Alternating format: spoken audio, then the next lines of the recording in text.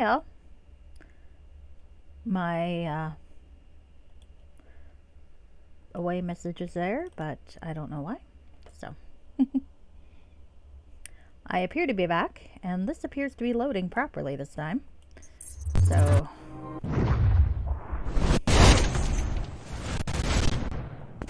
God willing, here we are.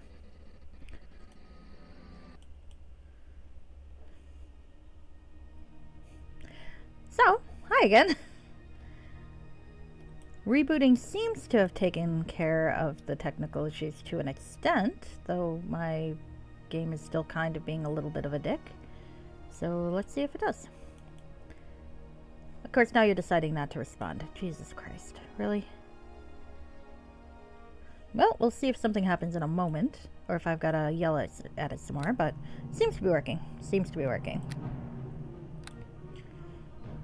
That familiar music is quite good to hear. I shall have to change the name of my video, though.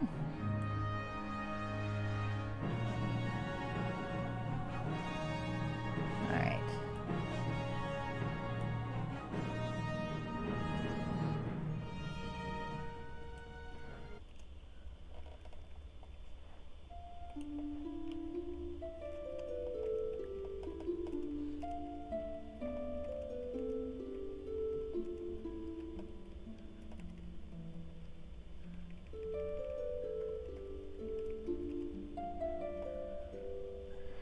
Okay. There we go. I am back. Officially. Hopefully the sound's okay. Hopefully the microphone's okay. And hopefully everything plays okay. I think it will.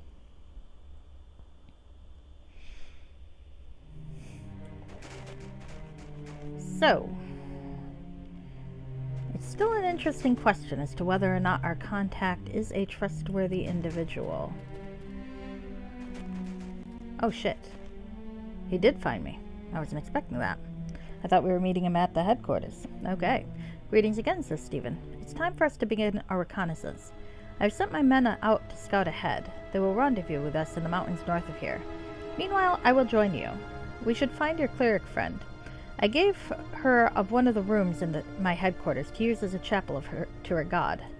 Very well, Aknor. We will travel with you. Where shall we find Linu again?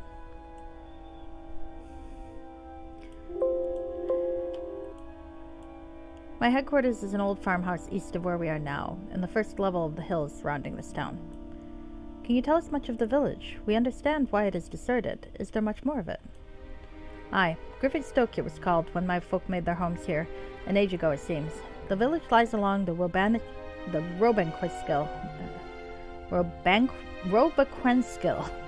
the small stream that runs through this valley. Robanquenskill, maybe. That is a hard name to say. Fucking hell. What you see is but a finger of the actual town. My men and I have sealed off the main part, and have moved such gear of war as we've been able to gather into this section of town. Originally, Griffinstoke guarded the Griffin Pass that leads north to the ancient port on the Great Ice Sea. Trade was possible in the warmer months when the sea thawed. Over the centuries, the port fell into disuse, and the town found other purposes, though in time we became gradually cut off from the civilized lands hereabouts.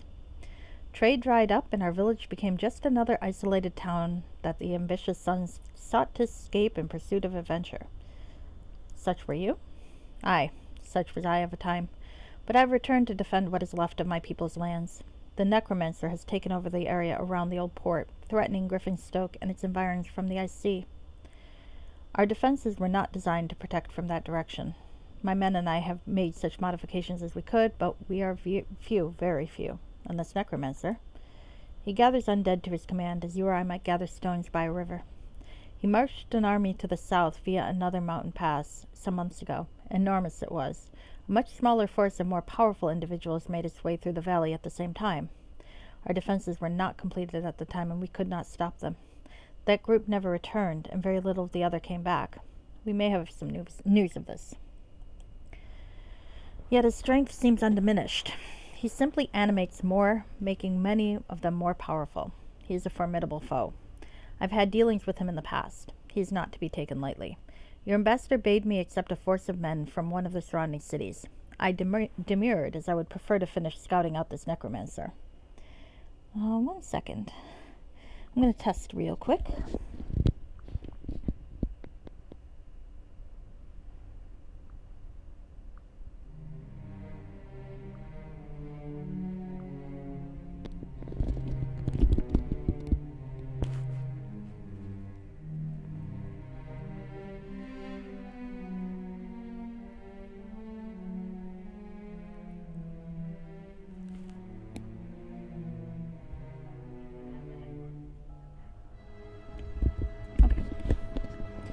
Alright, there we go. That worked out okay. Alright, here we go. So you've had dealings with our enemy? It's a story for another time. I know something of his capabilities, which is why it's so vital that we finish scouting out his forces and assessing his defenses, ere bringing a larger force to bear against him. Very well, my lady and I shall go with you. Lead on. We must first stop by my headquarters to consult with the elven priestess. She has things particularly for you, she says. Very well, let's be on our way. All right. There we are. Okay. I want to see the barracks, too, I think. So there's where we are. He just kind of creeped up on me, this guy. He's good at that. He's a human chaotic neutral cleric. Chaotic neutral? And cleric? I wouldn't have expected him to be a cleric. I'm kind of bemused by this. Chaotic neutral also makes me a little uneasy. I mean, it's not necessarily a bad thing, but I'm not sure it's necessarily a good thing either. Immune to fear and level drain. That's just a standard tower shield. Armor bonus +7. Mace +5. I don't know. I mean, he's not evil. That's a plus. I don't want to be judgmental, but I feel like this man has many things about him that are a little bit concerning. Alright, well, let's go to the barracks and see if there's anything to note in there before we go to the other place.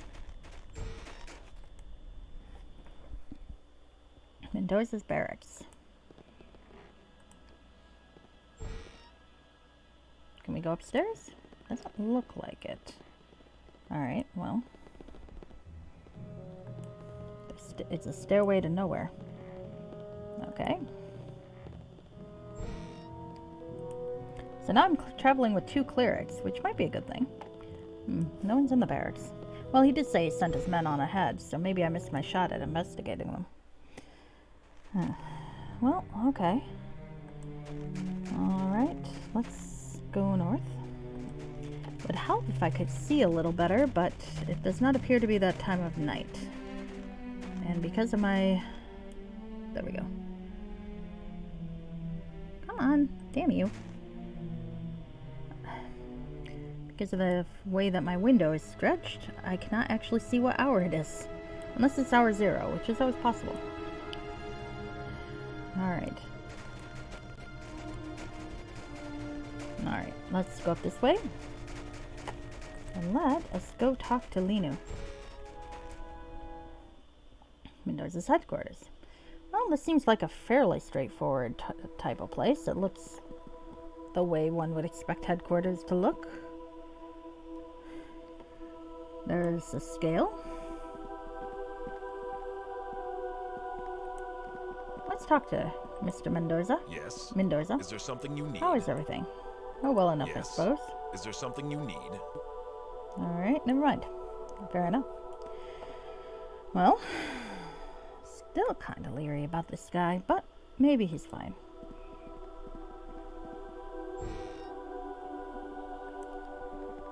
Maybe. Why are you peeking in every door? Because I'm investigating you. Okay, well there's Linu in the chapel. And And this room is a storeroom of sorts. I'm not seeing anything to loot, so... I mean, it can't count as looting if the guy's in my party, right? I'm just kind of pointing that out there. Alright.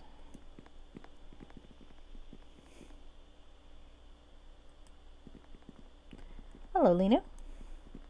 Welcome back. It's so good to see you again, dear. I trust things have been going well. I've been praying to Sehenin to watch over you. Captain, I rejoice to see you once again. I must say I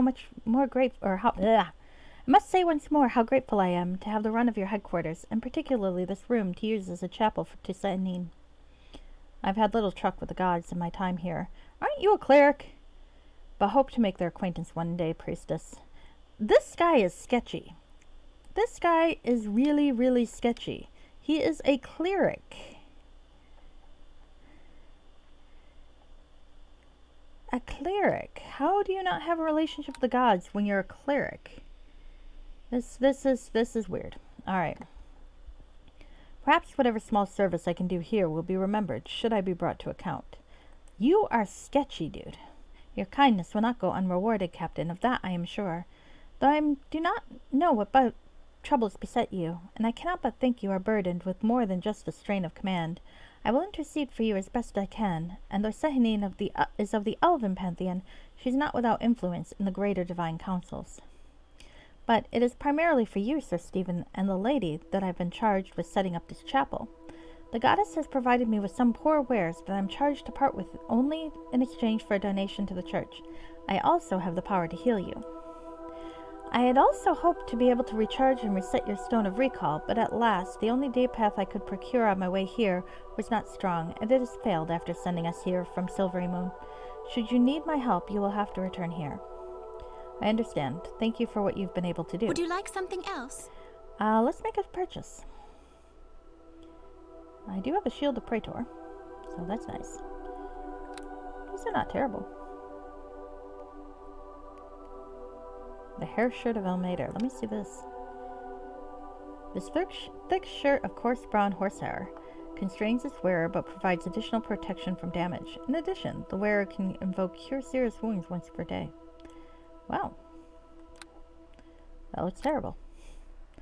A bag of holding! Yay.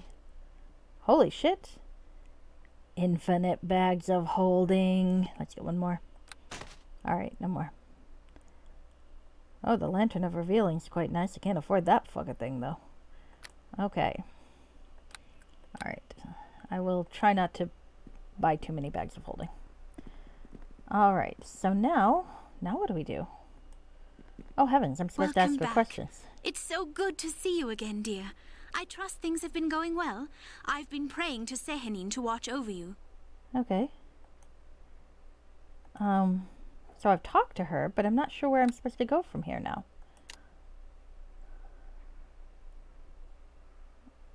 Okay. We are to travel with the captain to scout out the forces and determine what sort of threat he proposes. Our trial lies, okay, to the northwest of town, where the ambassador awaits our successful return. So are we supposed to go talk to the ambassador again, or are we just moving on? Eknor, any help? Is there something you need? Nope. Alright, I am perplexed and confused. Oh well. Let's go see if we can figure out where the fuck I'm going.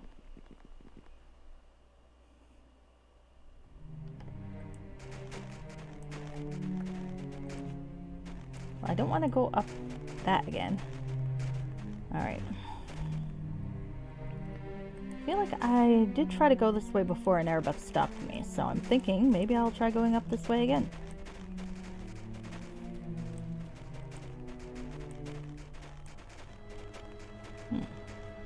Can't go here, but I can go up here.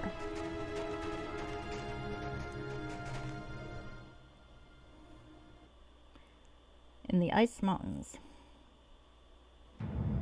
Oh. Hold, Sir Stephen. One of my men is here. Valentin. What do you have to report? Captain, the men are in position. The enemy is in greater numbers here than we had hoped, and there seems little chance of our gaining passage by our usual stealth, particularly as matters currently stand. I see, Valentin. It could not be helped, as I've explained previously, but I'd hoped that the enemy would not be out in force at this time, and that we might... Go and prepare, my friend. I will join you presently. Maybe that we will still be able to slip by unnoticed. Otherwise, well, then we will strike a blow against our tormentor.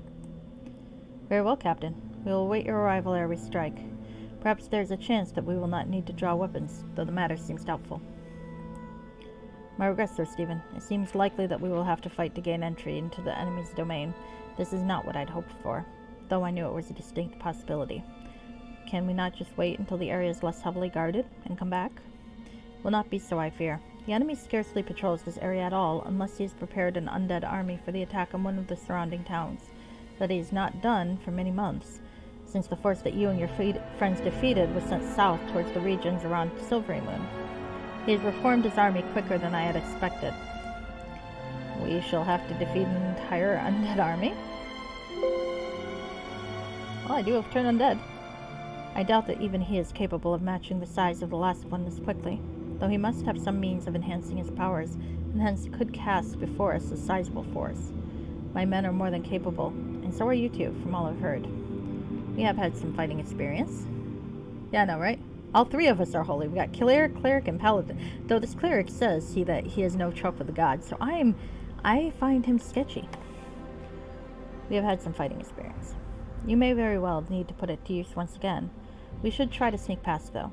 I am not confident. Valentin is not prone to exaggeration. Let us move forward, then, and meet whatever fate has in store. Very well. Come, let us prepare, my lady. All right. Well, look, I'm a paladin anyway. I ain't likely to sneak past much. Okay. Nope, can't go up either of those directions. Alright, we got theoretically a fork in the road. Oh! Hi! You guys seem fun. For the glory!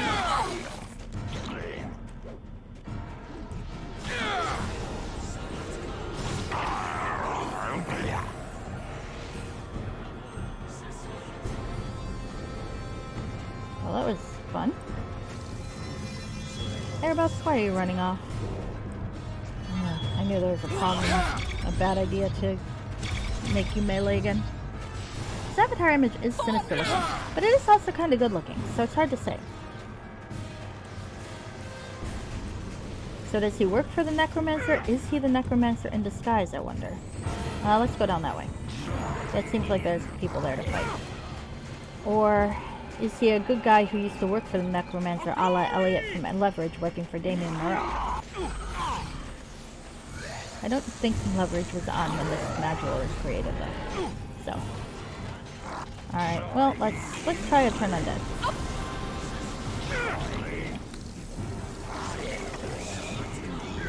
I didn't mean to do that twice, but that's okay. Doesn't seem to be doing any good anyway. Come on. Let's see.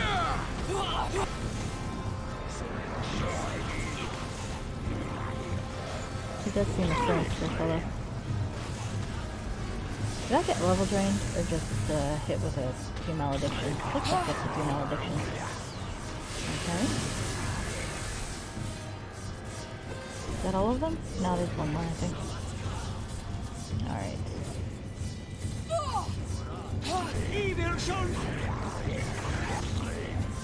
Dark Lord. Interesting.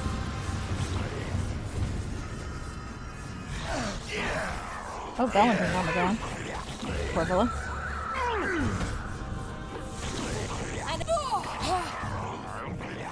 Okay.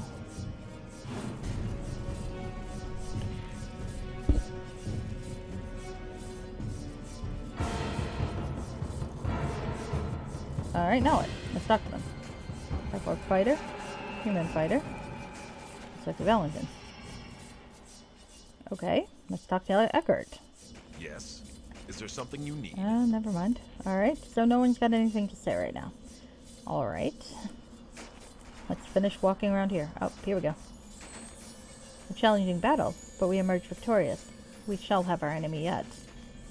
Men, you know where to meet me. You should go by the old route through the mountains. Dispatch as necessary any enemy servants you find. Sir Stephen, the lady, and I will scout the enemy's lair. We will rendezvous at the appointed place. Good work, men.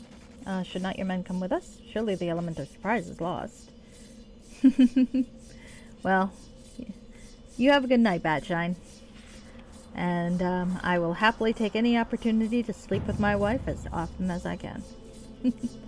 And thanks for watching. Alright. Verily, though I'm not surprised, the enemy will no doubt be on the guard against us. Yet his minions do not seem as strong as he deems. We could take them. As to my men, they will need to go around to head off any possible ambush on the far side. We will prevail through what awaits, I assure you of that. Very well. Can you tell us what lies in wait within?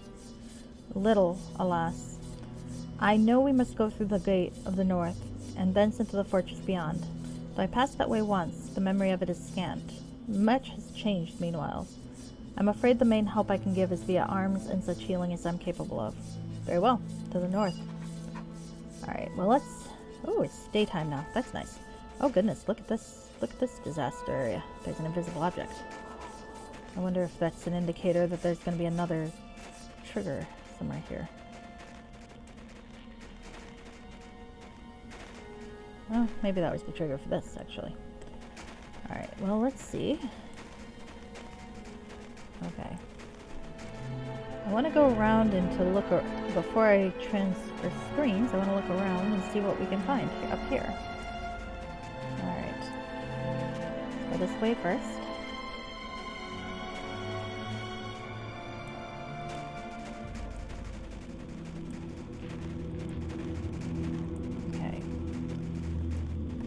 I do like the look of it in the daytime, except I'm sure Steven is fucking freezing right now.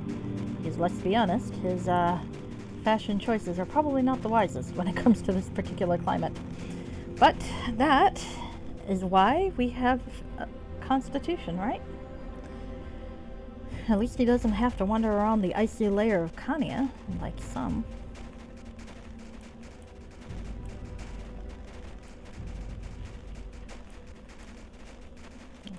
Let's see what's this way.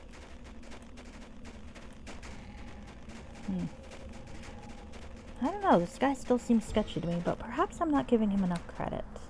Okay. Perhaps I'm being judgmental. It would not be the first time.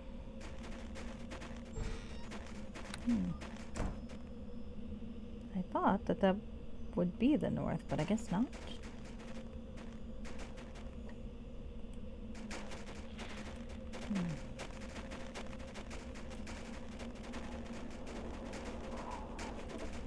Okay.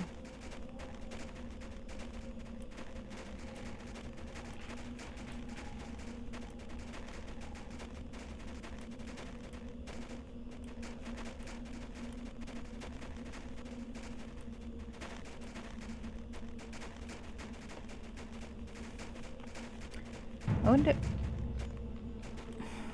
That deep bass drum effect startles me every single time. You're like, what the fuck is that?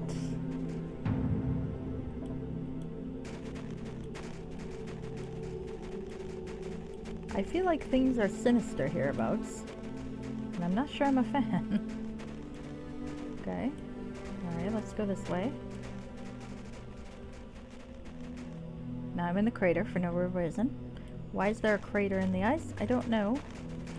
But again, it makes me just a wee bit nervous, my friends. Just a wee bit nervous. Okay, I'm blocked off from going up there. This is reminding me of Dragon Age 2, where all the maps are the same, but things get blocked off. Honestly, if they just had the maps arranged so that you only saw the part of the path that wasn't blocked off, it would have been a lot harder to tell it was the same map every single time. I always thought that was a little on the silly side, but that's alright. Okay, so there's the door in. I suspect we are going to. But let's go around this way first. There's another door up here, but I can't get to it. At least I've not been able to. Okay.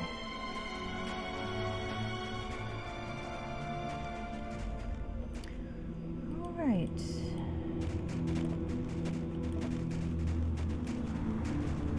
Let us see.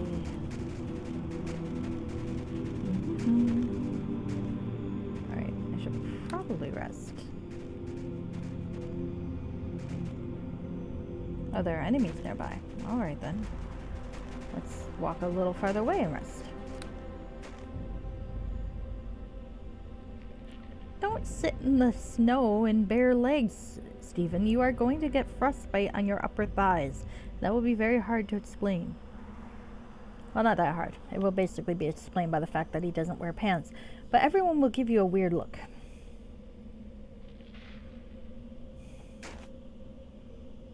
Alright. I suppose if he minded weird looks, he would have put on pants a long time ago. So. Yeah, questing seems to work for a questing title. Alright.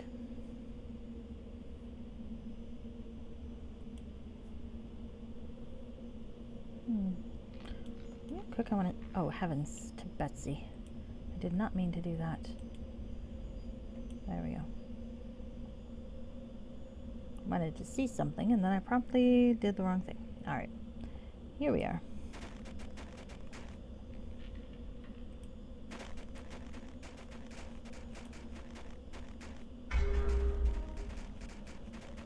This looks a little ominous. Oh, well, hello.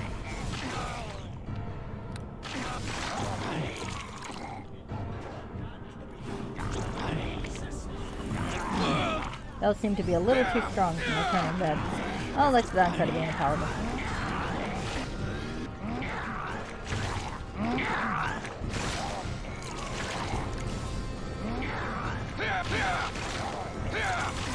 I have something that makes me immune to level ability drain, I think. I should probably put that on. Alright. What do I got? This thing's quite nice, but not quite as useful right now. Let's, lesser restoration. See if we can clear that part up. We can, and where is that? Very nice. Greater Amulet of Health. Now this should immune me up to level and ability drain. Also poison. And disease, but that's less of a concern because, well, paladin.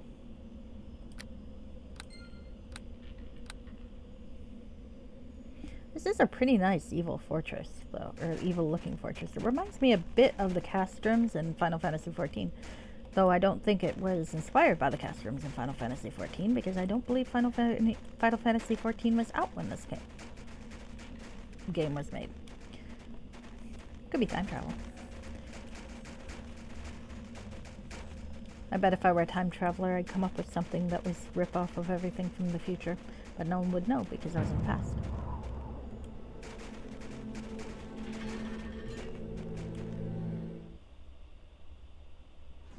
Ice Temple level 1. That implies a level 2. To this That's evil.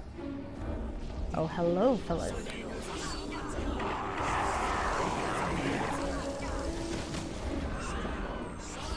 None of you didn't work for any of you? Very well. We'll do this the old-fashioned way then.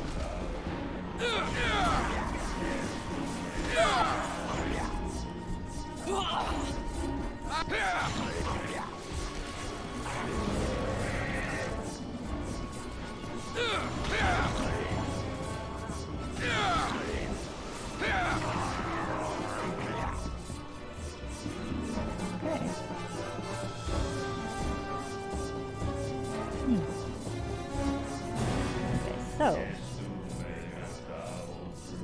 oh, that's creepy. I like that. That is creepy. I like that creepy noise. Such creepy noise. Okay.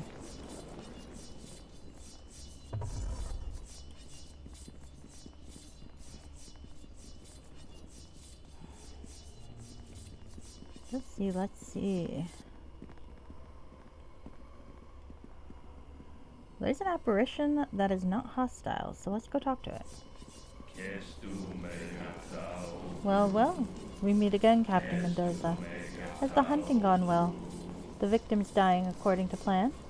These outsiders, have they performed as you hoped? Will they meet with your specifications? Oh dear. New enemy? Hiding behind your creations? Skulking somewhere safe while your slaves die in your place? I see that you've sent another of your empty husks to deliver a message. Do you ever tire of using others to do your bidding while you laze about as though you're as dead as they? They're already dead now, aren't they, Captain Mendoza? I can scarcely be violating their dignity by raising up their corpses and sending them off to do my bidding. Or perhaps it's what I did to you that has you in such a state. You've done nothing to me. It failed. I have come to claim my vengeance. As you say, Captain, my little experiment would seem a failure. A pity. You made such a potent agent, though you're hardly my usual. Well, you've come to kill me, have you? I've come to bring the curses of my people home to you, enemy. If your death ensues, it shall hardly disappoint me, though it is not my aim to destroy you, but to prevent your evil from touching my people further. And these two who travel with you, are they likewise devoted to the protection of your little village? Do they know of your abandonment? Of your betrayal? There is no betrayal, enemy. You tried to set us against my people. We would not. We slipped through your fingers, moved them to safety, and set about protecting them. You will take no more. As to my friends here, they are valiant and equally devoted to protect the weak from your filth. You say nothing, sensing that the less this vile creature knows, the better. Yeah, let's go with that. Suffice it to say that they are with me. I am coming to you. Prepare your slaves. Send a legion against us. We will hack our way through to you. You will pay for your crimes. Bravely spoken, Captain, but you cannot succeed. This you at least know. None of you can bear to face what awaits, but I am content that you come. I would as lief not have to continually rebuild my forces every time you sneak in from your skulking place to attack them. It has become tiresome. I lost an entire army not long ago, and some Tormite force destroyed some of my toughest creations at some church south of here. I will await you. You will die. You will die. My regrets, Sir Stephen. I should not have so lost control of myself. This necromancer had gotten the better of me before. Perhaps it's time that we heard that story. Very well. As you no doubt have gathered, I came of age in the town where you found me. We are hardy folk, we of the northern mountains, and I was as strong and capable as any. Perhaps you are of the same sort. If so, then you are aware of the pull of adventure on a young man's heart. I was besotted with it, and could scarce restrain myself when I came of age. I made my way down the Cerberin, around to the Mirar, and eventually to Mirabar. I found such work around the water as best I could along the way. I was drawn to this experience to the docks of the city. The ships I worked traversed the way to Luskin, from whence I began to ply the Sea of Swords. Neverwinter, Waterdeep, Moonshays, Alcatla, Calimport, and 100 stops in between. In no small time, and with the loyal aid of Valentin and the others whom you have met, I became master of my own ship. We fought sea dragons and sea storms, elementals and elements, hags, haunts, and halflings, Sahwagan and swigs of orc rotgut that would melt a hole in mithril piling. I like the alliteration. You can tell he was a sailor. I can't say how many fortunes we made and lost, or the lives we took, most of them fairly in combat. Most of them. We rescued a duchess from a pirate lord, and she made it to pay us out of giving us her slave girls for a single night. So we stole the lot from her and freed them in Waterdeep. I like this guy. We found a scrap from old Baal's Book of Doom, or Fate, or whatever it was. We sent it with a cargo of booty to pay the lords of Chult. Their luck took a turn for the worse from then on, so we heard. But ever growing was the thought that I had pursued my fate and left my people with undue haste. After a particularly damaging encounter off the coast of Tether, one that cost me my ship, I resolved to head back to Griffinstoke and the north. My men resolved to go with me, for they had had their fill of the sea, and did not want to go elsewhere. So we came back, only too soon to find that the town besieged by this enemy, this necromancer. So he ensnared you into his service somehow? Aye, but perhaps we should talk of it some other time. Let us be about our business. Well, looks like this is the time when I get to press you for all of your info. I have a question, Eknor.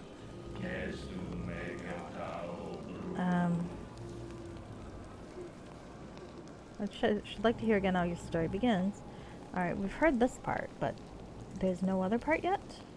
Oh, well that's annoying. Okay. Yes? Is there something you need? Then second thought, I will ask you later. Fair enough. Huh, darn it. I want more of his story. I love the backstories. They're so much fun. Alright. I'm definitely curious. Alright. That chanting is creepy as heck, isn't it? Alright. Let's see. Let us see. That reminds me, I need to go dig out a portrait for my next character, because when this is done, and I think it'll be done this week, I don't know exactly when, depends on how long this all takes, but I'm going to need to make a new character. I've got a name, and I've got a rough outline, but I'm just not sure yet what she's going to look like, and I find having a portrait goes a long way for me. It helps. After all, that's how Stephen became pantsless. I doubt I'll have a gimmick quite as silly. Though you never know. Alright, that looks like stairs down, which is useful. I suppose that'll be level 2. Let us go this way now. Oh, it's also stairs down. Okay, well, might as well. Hopefully these twain will meet. No, well, you know what, that's fine. Can't hurt to rest. In the meantime, I'll save. I'm gonna keep that save where it is, just in case I fuck something up royally. Okay.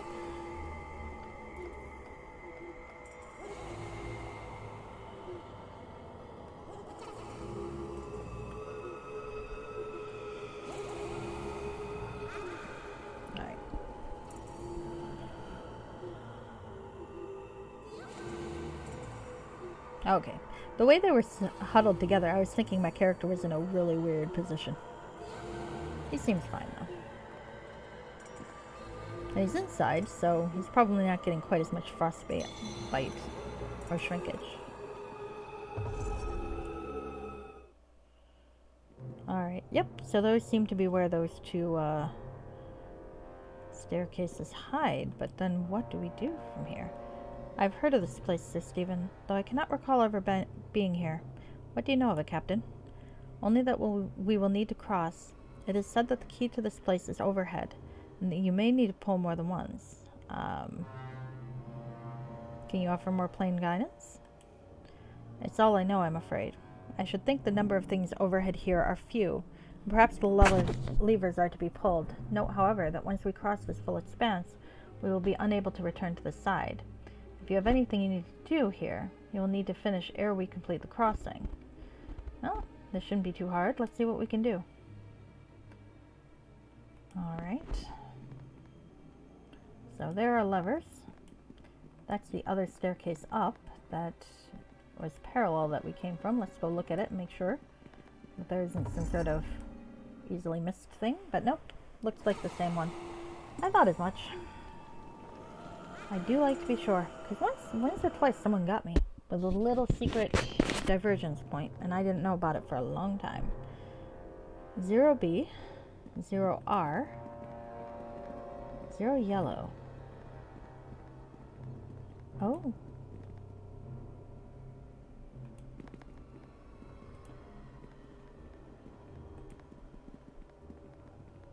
Okay. You know, this is probably not all that kosher, but I remember seeing something about colors in one of the comments of the module, because I like to check the comments to make sure there's not going to be major technical issues. So I think I might have an idea of how this is done. But let's talk to Ekno first and see if he's got anything else to tell us. Ooh! Please continue your story from earlier. Very well, Sir Stephen. As I said, we came back to Griffinstoke and set about its protection. Things seemed peaceful enough until the necromancer began his assault. He built fortresses in the mountains, and on the shore of the ice sea, whither it laps the ruins of an ancient town. Sorry. I completely lost my train of thought mid-sentence. So, he built fortresses in the mountains, and on the shore of the ice sea, whither it laps the ruins of an ancient town. The permafrost of the place kept even very old corpses in usable condition. He set them to work building his fortifications. Eventually, he came to us, to me and my men, and invited us to work with him. Thinking we could protect the town by entering into his service, we agreed. Little did we know. He tried to misuse you. He could not use the same magics on us that he used on merely reanimating dead tissue. He tried some other devilish magic. We knew not that he had, until it began to slowly creep into us. At last, he made to treat us as slaves, like those mindless reanimations of his. Apparently it worked for a time. We all blacked out. I returned to my senses first. The others were with me. We were far afield on an errand, apparently, though we had no memory of where or why. I wakened the others. We gathered ourselves, slew the guarding wraiths, and bolted for home. Griffinstoke was under attack. The necromancer, I began calling him the enemy from that time onward, needed more slaves. He, of course, was not there. He sent others to do his bidding, as always. We fought them off, and gathered our people, took them away for safekeeping. They may be able to return after the enemy is no more. We shall do what we must to make it so. You make me glad, Sir Stephen. I should not be able to make this assault without your help, and that, of course, of the lady. But come, there's much to do to save my people from this foul menace. Yes? Is there something All you right. need? I'm going to try talking to him again. I don't want him to tell me the solution, but if he's got a hint, that might be nice. Is there something you need? Okay. Okay. Well, as I said, I have no personal experience that I can recall. The principle should be familiar to you. Pull color single levers, and then the double one. The only clue I was given about this place is that the key is overhead, and you may need to pull more than once. Yes. Thank you. Okay, Is so there that's if we can't figure it out. Let's try to figure it out beforehand. Key overhead. Okay.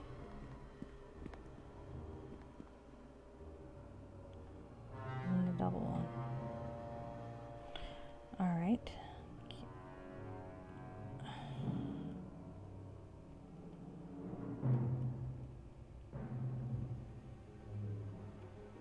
Keys overhead. Can I see the ceiling?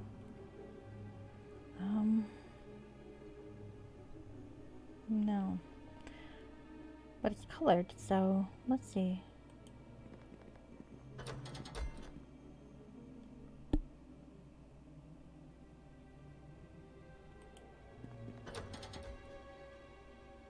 Okay.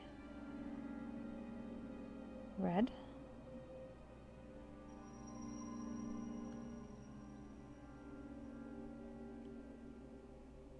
Yellow. There's a C. What happens if I get C? Okay, C returns. B, yellow. What happens if I click B? Nothing. What happens if I click yellow? Nothing. So let's go with red, because the red did take me somewhere. Oh, I'm an idiot. I forgot to do the other thing. Okay. So blue. And then the double lever. P, A, A, B, A, R.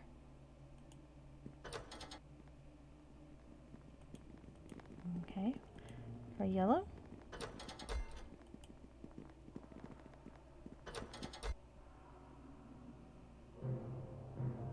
B-Y, B-W, B-R. Okay. Alright, so let's try red.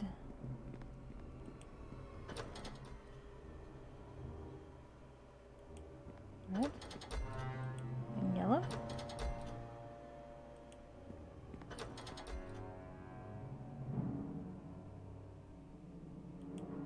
Yellow.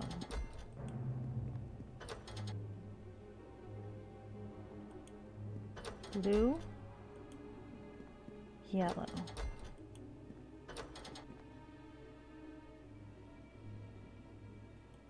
Blue.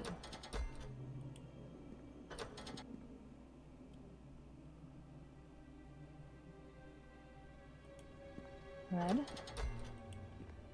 Blue. Got it.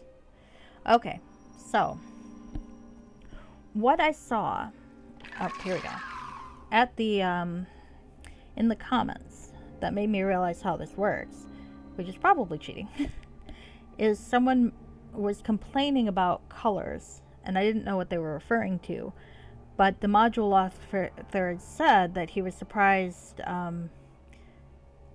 that folks hadn't been thinking of Roy G. Biv. And I didn't have any idea of what that meant, but when they said that the key was overhead here, I was thinking that this is probably their colors, so this is probably what they were referring to, and the key overhead is probably a rainbow. So, having had Roy G. Biv in my mind from the comment section, what I was doing there was I flipped the red switch, then I flipped red yellow for orange, then yellow blue for green, then blue, then violet. So that's what I did. I'm sorry I was silent during it. I was just trying to remember. The battle is on! So that wasn't terribly interesting, I'm sure, because I already kind of knew the answer to that one.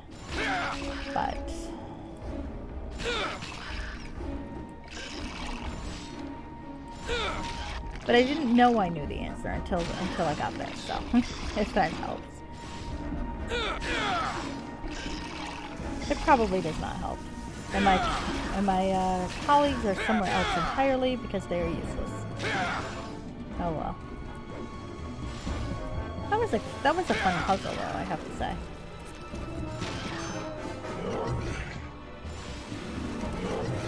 I wouldn't have figured out to pull more than one lever though. That's something I would not have been able to figure out. Done without having knowledge from the comment section. So I suppose I didn't play that thoroughly. I do apologize for that. But it is what it is. Oh heavens, this guy's full of shit. But then again, you know. I'd probably... Hello, Forel, how are you? I was just explaining how I solved a puzzle, but mostly by cheating. Because I remembered, I read the solution before I'd played this game on the comments section of the module. Someone was complaining about it, and I realized that that's what they were referring to. So that's how I solved the puzzle. Oh well. So it's kind of cheating. I think there was a little bit of mental thing involved because I had to associate it properly, but it's not quite the same as figuring it out myself, I admit. How are you, Forel? How are you? Have you been having fun? I saw your Stardew. Your town is so pretty now. It's so big. I only played a little of Stardew myself, not very far. I think that title still works. I made you a clip. Alright, so let's see where I am now. So this is Temple 3. We are on the hunt for a necromancer, and hey, let's see if Eknor has any more backstory for me. Well, we got the lever puzzle. I heard the second part of that, and I heard the first part, so we are okay for now.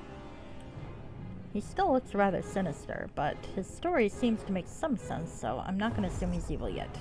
Well, technically he's chaotic neutral, but still. Yeah, I remember liking the bit of Stardew I played. I think I was just like, I got into the egg hunt and I wasn't sure if I was supposed to try to win it or not. And then I got confused, and then I got distracted by something else, so that happens sometimes with me. But I will play it at some point. Ah, yes. This place looks familiar, Sir Stephen. Yes, look over there to your left. There's a stairway down that hall that There's a little stairway down that leads to an old tunnel through the mountains. It eventually joins up with the source of the stream that passes through Griffinstoke. My men and I passed this way when we fled the enemy's service. We had with us a special hammer that when struck against the door to the necromancer's manse will open the sonic lock. I know of nothing else save his will that can open it once he shuts it, and he keeps it shut day and night, skulking within to avoid enemies such as myself. I am both surprised and pleased that we came straight here. This is not the normal way that his troops pass through the mountains, to the vale wherein we slew so many of them. It is a side passage, never guarded. I doubt that he knows of its existence. The Rainbow Game back there must have deposited us in an out-of-the-way place. Let us go and examine the side passage, to see if it's been disturbed. We should pass thence through the far door, and make our way around to the chest wherein my men and I hid the hammer of the enemy. Come. Alright, well it seems tactically sound. I'm still not sure I trust this fellow, but since there was a new dialogue, perhaps... Oh, here we go. So the enemy has been here. At least the slaves have. The more fool they. In their undead shambling, they caused a cave-in. Good, good. They cannot reach Griffinstoke that way. Our people are that much the safer. I am uneasy about the chest with the hammer in it, though. I placed wards upon it that should prevent any of his ilk from gaining entrance. Still, we'd best be on our guard. On our guard? When last I passed through this place, it did not seem as if any had entered it in many years. As you can see, the conditions of the tunnels here is not the best. If the enemy has this place guarded, a fight may disturb the rock. The ceiling above may be of greater danger than the contrivance of the enemy. I see. Then we shall be cautious and vigilant. Come, my lady.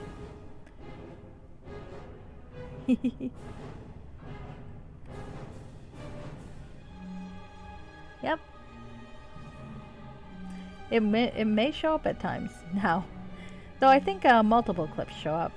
It could be any one of them. I've got one or two that I'm not sure I really want to pop up when that happens, but there you go. Alright, so let's talk to Eknor and see if he can tell us more about his backstory.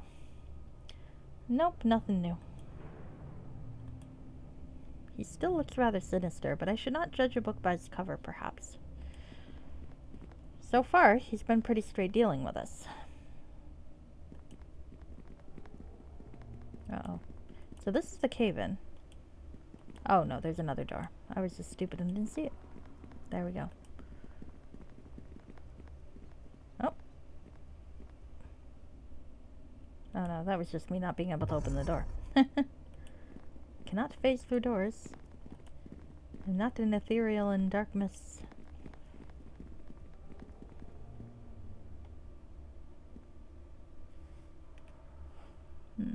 What era of this game?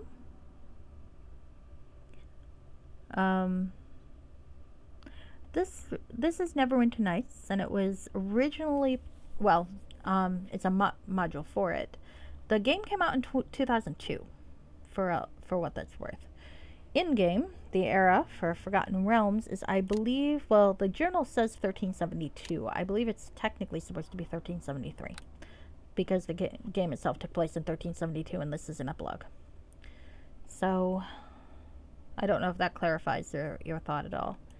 But in 2002, it was quite fun. It's by the same folks who did Baldur's Gate, though Baldur's Gate uses 2nd edition rules, and this uses 3rd edition rules. It is very blocky. It is. That is true. That is true. It's probably the same era. It's done through the Aurora engine, which was also used to make Knights of the Old Republic, because it's a BioWare game. And with a lot of tweaking, it's also the engine that was used to create The Witcher 1.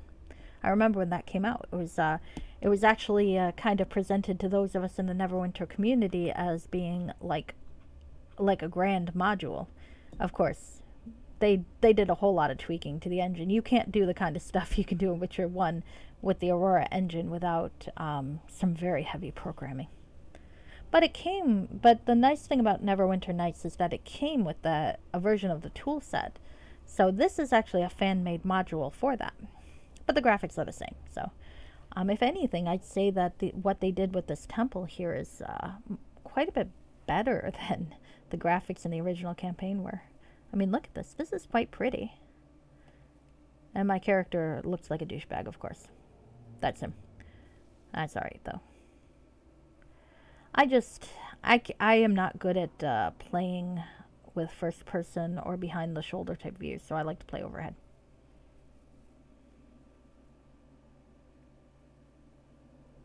Rocket League and Fortnite use the same engine as each other? That's really interesting. Yep, it is very blocky graphics, though. You are not wrong, and it doesn't work for a lot of people. But I'm kind of retro-minded in general, so I like it. I had a great fun playing the Ultima games, and well, they're much older than this is. So. Uh-oh, reanimated brute. Goodness, maybe I should be trying this. I'm pretty sturdy right now, so right now, not much I need to worry about, I think.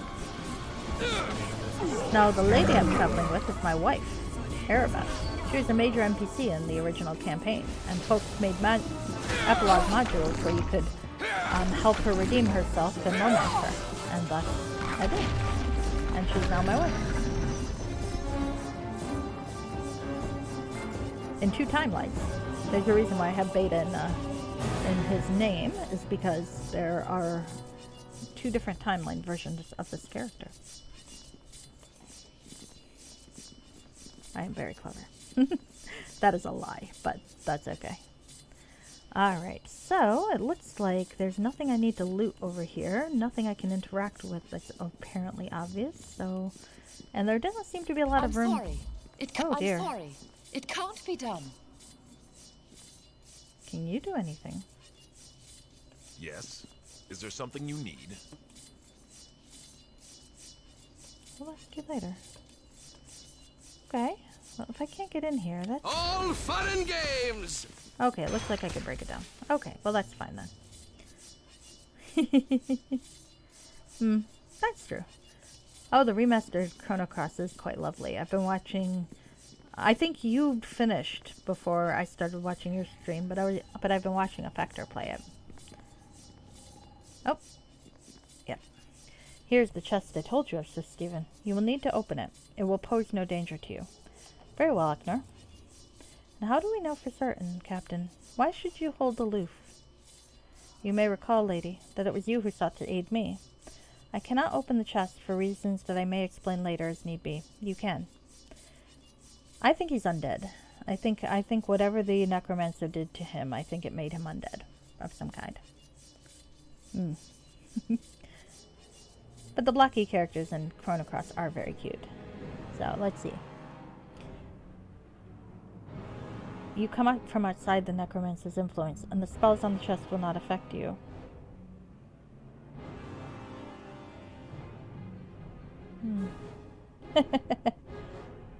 Let's see, which of these things do I like?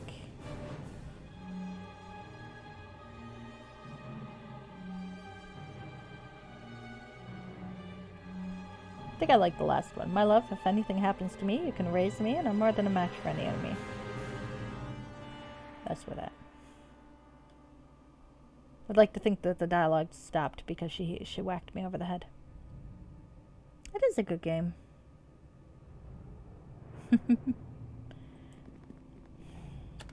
I admit, though, I have that slight resentment from being a Chrono Trigger fan. My thought is that if it had done well and they did a third game, it would have probably wrapped things up, because I feel like the second game in a trilogy is always kind of the darkest. So, or in a certain respect, at least in terms of the plot line. So I bet they would have resolved things, and it wouldn't have looked like everyone from Chrono Trigger died horribly or anything like that. But they did not, so I have that resentment. They gave my characters an unhappy ending, but I still don't think that was supposed to be the ending, like the ending. So, oh well. It would have been fun to have a threequel. Alright, so I have a sonic hammer and some wine. Why did he put wine in the chest? I don't know. Alright. Well, it was safe enough. Let's talk to Eknor. Yes. Is there I something have you a need? question. Nothing new. Damn it. Give me your last bit of backstory, damn you. Oh, I bet it would have been. It would have been.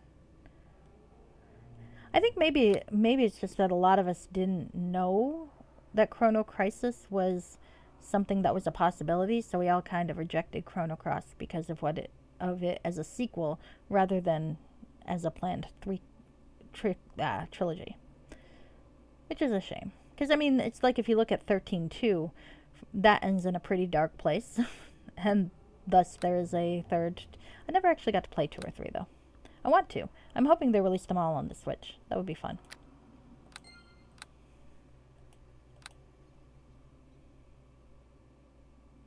Here we go.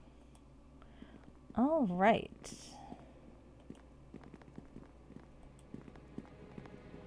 Let's go out the door. Onto a frozen battlefield. I am a pantsless paladin on a frozen battlefield. I feel like this is a bad idea. Alright. There's Valentin. Oh, so this is our meetup place. So let's talk to... Oh. Greetings, sir. The men are in position, awaiting your orders to attack. The enemy is in force, and the fight will not be an easy one.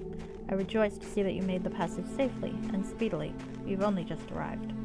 I'd like to think he and Eknor are banging each other. Oh my god, look at that! Look at how many people I suddenly have in my group. I have a veritable army. I cannot manage any of them. My thanks, Valentin. We have the hammer. The passage where we hid it was guarded, although the wards on the chest held. The passage to my home is now blocked up. We passed from that area and through the main tunnel here without incident. The enemy is either growing lax or has retreated behind his walls. That he has, Captain. In addition to the usual rabble, he has positioned archers on the parapets and larger undead creatures patrol the grounds. He has also erected a second wall immediately around the manse. We shall have to find a way through it as well. One thing at a time, Valentin. Let us meet up with the men and launch the assault. Perhaps it will become clear before too long how we might breach the new gate. Come with us. Oh.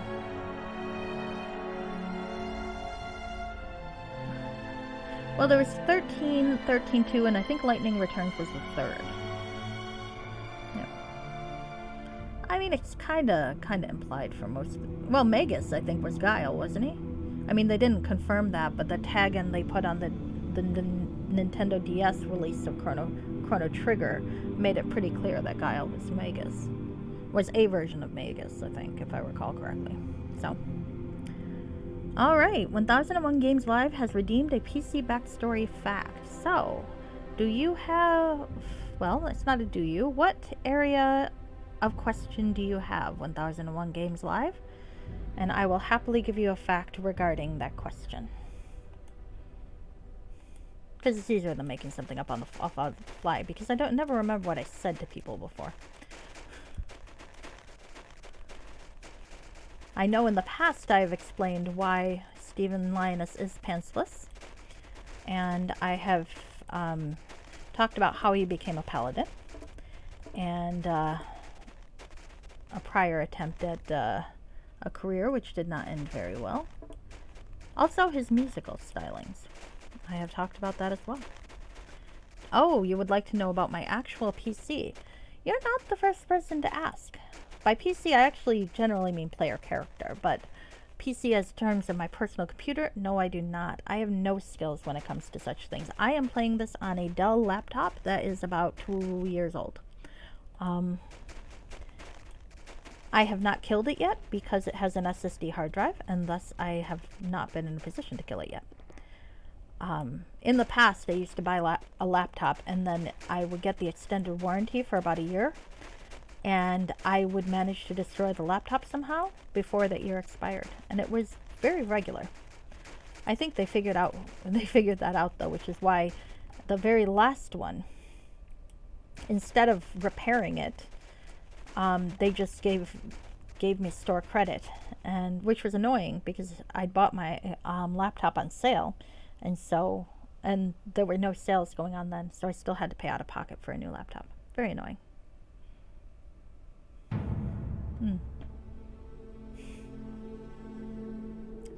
That doesn't make any sense to to me for all. The DS ending showed a version of Magus fighting the Time Devourer, and had him materialized without a memory, looking like Guile. So I think Guile's just supposed to be Magus. I mean, looks like Magus, talks like Magus. He doesn't have the ears, but that sort of thing I think can be switched around. So I don't think Guile's supposed to be Magus's cat though. But who knows? I mean, Chrono Crisis might have revealed that. We will never know, sadly. All right. Let me talk to Eknar. Yes. Is there something? Nope. Ah, you're annoying. Give me more of your backstory, dude. You seem interesting. Oh my god, look at all these people. Okay. Alright. Oh, we're going in. There are too many people, I can't figure out what the fuck I'm doing. There we go. Get away from me! I'm a taste of this! Yeah, Chrono Trigger was fun. The Time Devourer battle is like really crazy.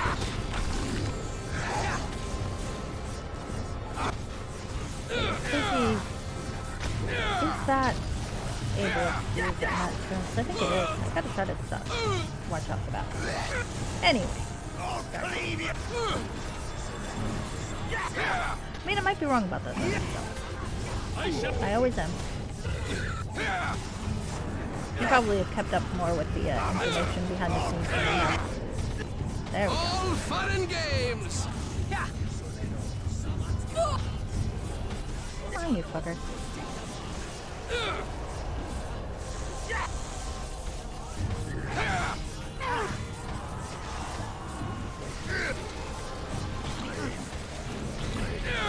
Nope, I think one of the halflings is dying. Oh, no, he's alive. That's good, because I can't keep track of them to keep them alive. I might be able to keep Eknar alive, but that's about it. On the plus side, we're a group of like 100,000 clerics, so we're probably okay. I mean, look at this nonsense. I have no idea what the hell I'm doing. Come on.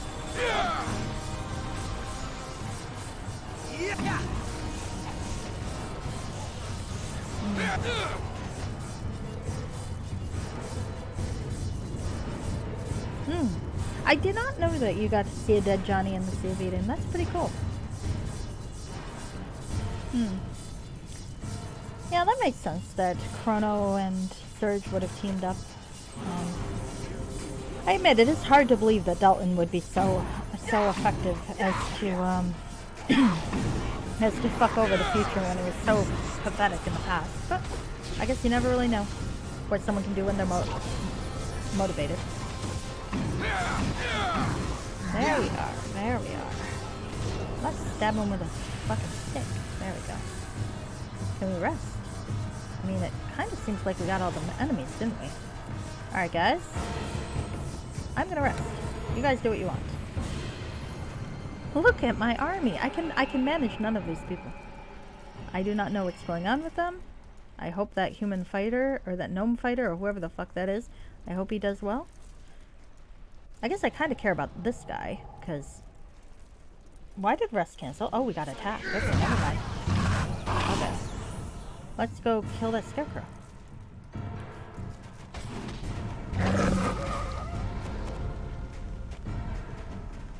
Okay. What are you guys doing? I'm gonna go over here. Try not to die, guys. Okay. Oh, more things to kill. Okay. Let's go find the group. I'll scout them out with the group. Oh, I hope that gnome fighter's okay. Stop that. You don't need to kill that one. Alright, let's kill that. Fucking cleric guys. Please stop casting harm on the undead. Clerics.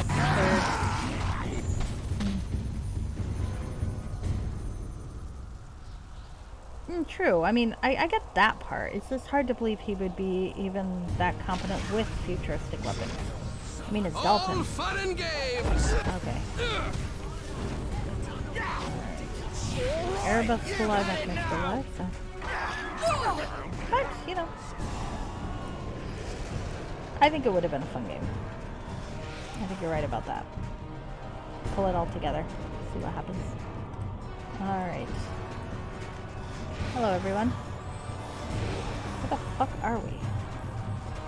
Where are you? Hello, Valentine. Valentine, possibly? Well, you don't have an E at the end of your name, so I'm not going to do that.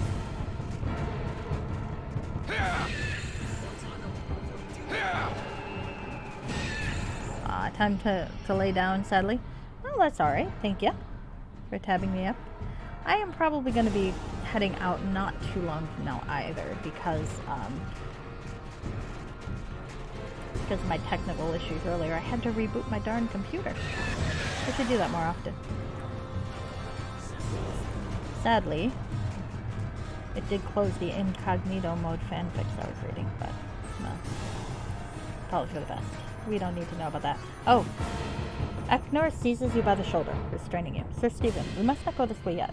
Let's try the gate first and search the area once our enemy is no more. Very well, Eknor. Yeah, that's a shame. Well, maybe if the remaster does really well, since they released it, maybe they'll do something with it.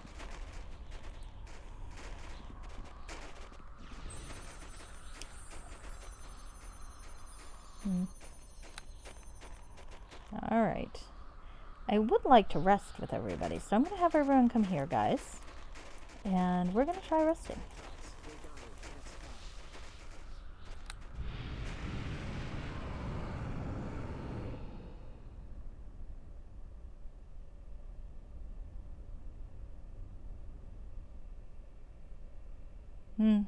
Oh, maybe not.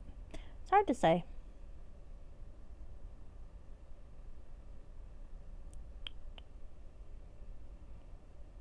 It is a very pretty remaster, though.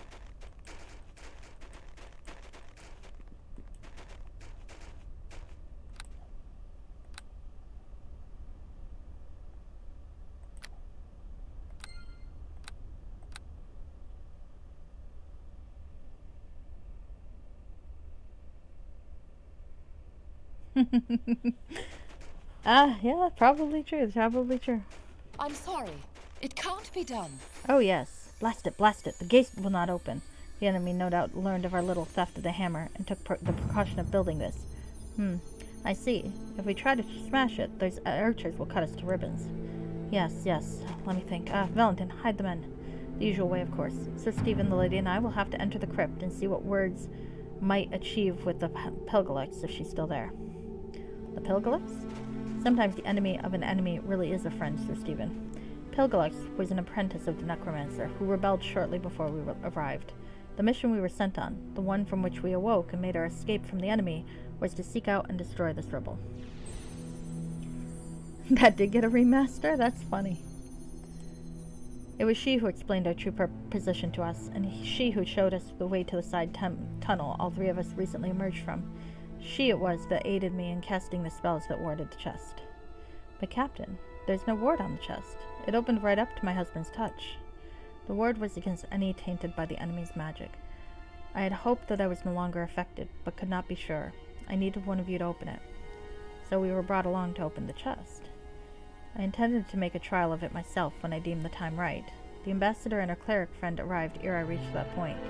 I bade them send 1 or 2 redoubtable agents. They brought you. You used this to retrieve this hammer so you could attack this enemy of yours. Like any good field commander, I made use of what resources I had at hand. Surely you have an air of command about you, lady? You understand. Much must be risked in war, and it is your friends who came to me, not I to them. You offered help. I accepted. And opening the chest was only a part of it. You two have been good comrades in arms. Surely you trusted my Tao. Lady? I understand, Captain. The withholding of information is an occasional necessity for a commander. I've done so myself in need. Very well. Let us seek out this Pilgalex. Where might she be? She was last known to be holed up in a secret passage in the crypts under the graveyard yonder to the east. Blech. The doors were unlocked when last I entered. Let us go there. Very well, Captain. It's daylight. All right.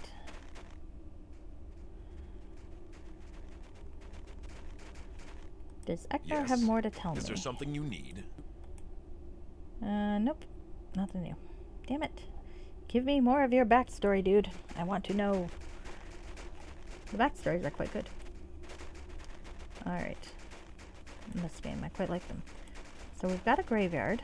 Oh, I thought the graveyard to the east was going to be a separate screen, but it is not. It is here, so I have to look around. There's a ship. That's ominous.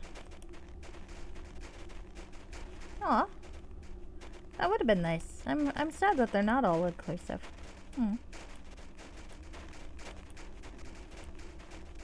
Well, I appreciate the thought, even if it didn't work. Thank you.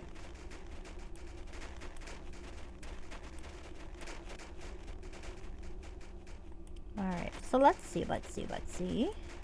There's an Ankh. This is not Ultima. Where'd the Ankh come from? It's also not ancient Egypt. Well, maybe there's a... who is it? Maybe the Mulharandi had Egyptian gods? So, maybe that's where the Ankh comes from. Someone from the Mulharandi. Alright, that looks like where I'm going to go in. So let's look around up here first.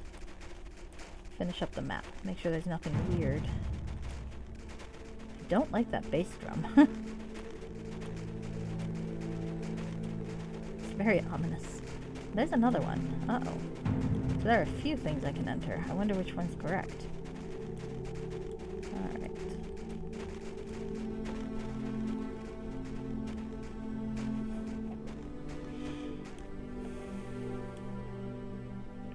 Yeah, that is a good emote. I like that a lot. Alright. Did I spin about or did they spin me about? I think I spun about. Alright. So there are two, it looks like 2 mausoleums I can enter. I wonder which one I want. Let's save. We'll save it as wandering around. Okay.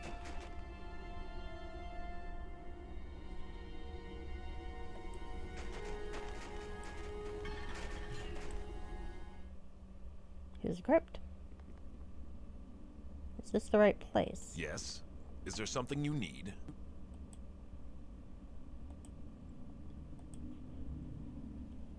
Okay. Okay, well, I mean, this does seem to be a place. What the hell's over here? Okay, well, let's see what's over there then.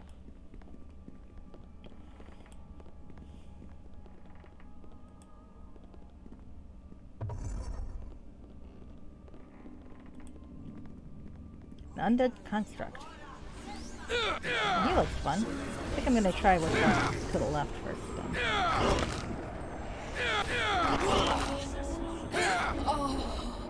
Oh shit. Well, lost the life. Gonna reload. I could theoretically resurrect her, but there's way too much shit going on for me to figure that out, so.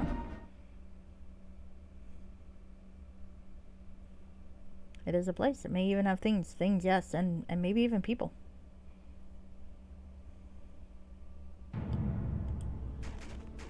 Maybe.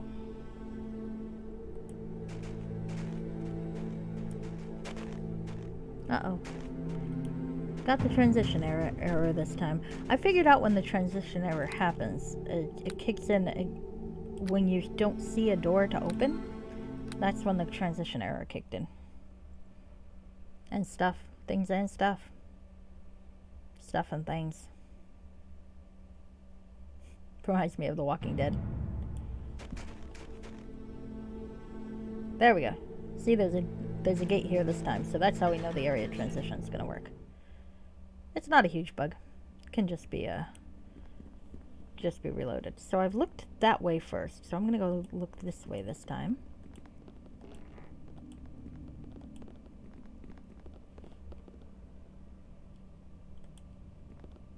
There's rubble. Oh, and more rubble. What the fuck? Can we not get to you? I cannot. How intriguing. Well. Can I knock you down? You're very big. I can. I, like a garland, will knock you down. Can I bash the rubble out of the way? Can I loot the rubble? I can bash the rubble out of the way. Alright, guys. What are you idiots doing? Oh, my teammates. Construct fluid and a rod of resurrection. Well, I'm always happy to have another rod of resurrection. Goodness sake. Let's speed up this rubble. Because clearly my idiot comrades are not going to go anywhere if I don't.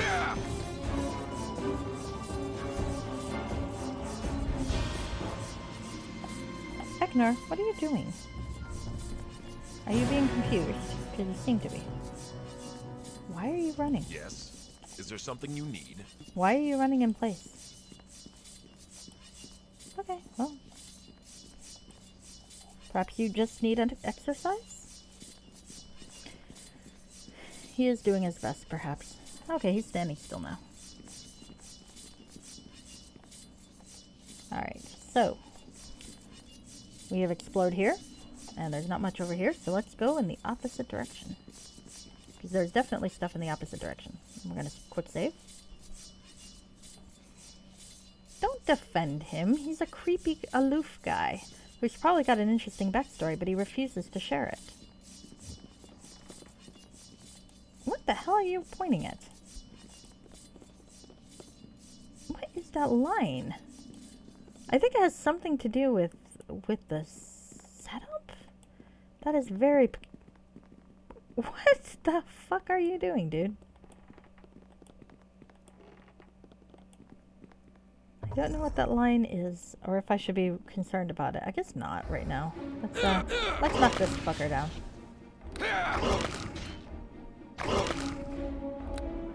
Maybe some weird bit of programming. Or some weird enhanced edition. Why does Aribeth keep dying right there? That's really fucking annoying. Oh well.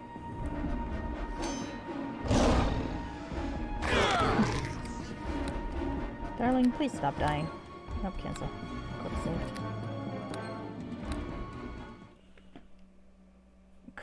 Could be, but I've never seen it before in any of these modules, so I'm not sure if it's a cleric trick or something weirdly programmed or a bug.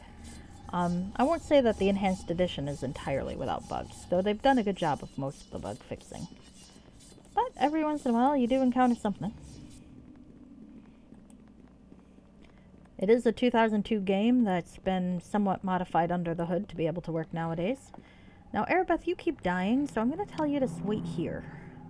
Like you're I can do that. Thank you, I appreciate that.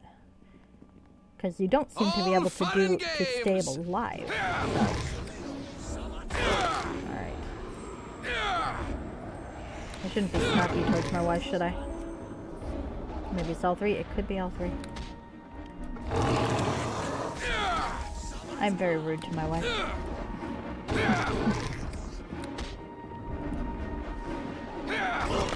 She deserves better. Alright. I think I will have her follow again, so she can now help us kill this thing, and hopefully she will not die in the meantime. Thank you for the heal.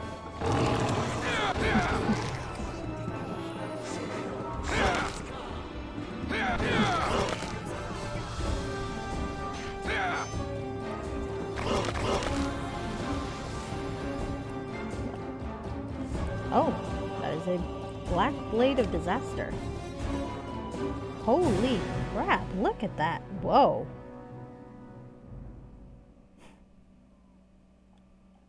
Wow.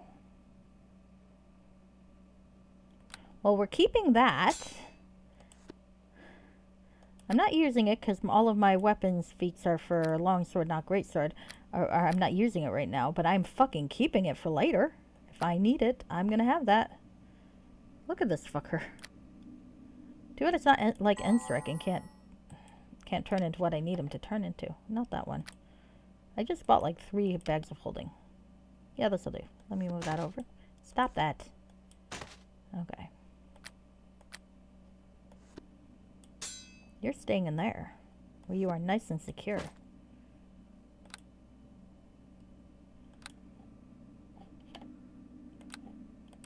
A plus 15 greatsword, Jesus. That alone.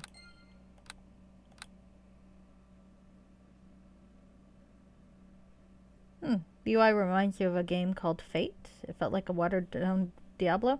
I don't think I've heard of Fate, but very likely was. There are some hack-and-slash modules for this that are based very Diablo-like, too. So, actually, there is a module of this that is Diablo, apparently. I'm not sure how faithful an adaptation it is, but there you go. Alright, so we're going in multiple directions. I can go north, I can go south, I can go east, I can go west. Let's go here. Or maybe not. I thought I got pulled back. Are one of you trying to talk to me? Is that why I can't cross? Oh no, I just have to open the door. Because I'm a fucking idiot. Okay. So what is up that way? Let's see. So is that an empty room? Or is it not an empty room?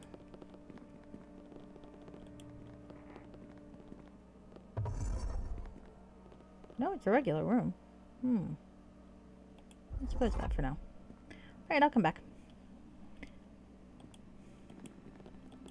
I like to be thorough. So let's look here first.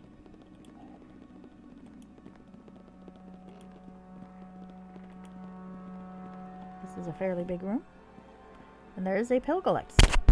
I think she is our destination. So let's talk to her. Then we'll explore the rest of these crypts. Hello there, friend. Ah, Captain Mendoza. Let's see what she looks like.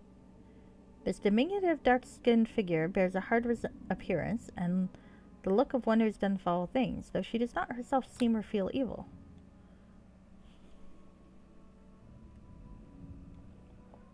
Oh, there she is. Okay. Oh, she is very small. Doesn't look like a drow, though, does she? She looks much smaller than that. Maybe she's a Duergar? Ah, Captain Mendoza. You return, and not a moment too soon. I see that you have brought outside help. That is a surprise, but explanations can wait. I'm afraid that it is I who shall need your help this time. Yes, Mistress Pilgalex. I brought with me Lord Stephen Lioness and his lady Aribeth. They are valiant companions, and we have already destroyed a beast that no doubt sought your destruction. Are there more? I'm afraid so, Captain. Only these were not sent by the enemy to kill me. They were made by me. Made by you? Yes, I must in all embarrassment admit, as the captain has no doubt told you, I apprenticed under the enemy, as we now call him, and learned the skills required to develop powerful undead minions out of multiple buried tissues. It was my hope to develop an army with which to assail the enemy. But control of such creatures comes most certainly from command in battle, particularly against such as the enemy we face. Ere I could lead them, even in a small skirmish against our common foe, he gained admittance here, via a disembodied slave, and countermanded my headship of them. As I have built such obedience as they were capable of into them, I have no way of restoring it. She is very small. Perhaps it was wrong to have created them in the first place. The dead should be allowed to stay dead and in peace. Yes, and peace does so reign over this place, and surely debate over such moot points will quickly gain you entrance into the enemy's lair. Do I not guess rightly, Captain, that you seek from me some way of bypassing the new wall he has constructed? Aye, mistress. Owing in no small part to the valor of these two, we were able to regain the entrance hammer, but the new wall and gate we could not penetrate, whatever we tried. Nor will you, apart from my aid.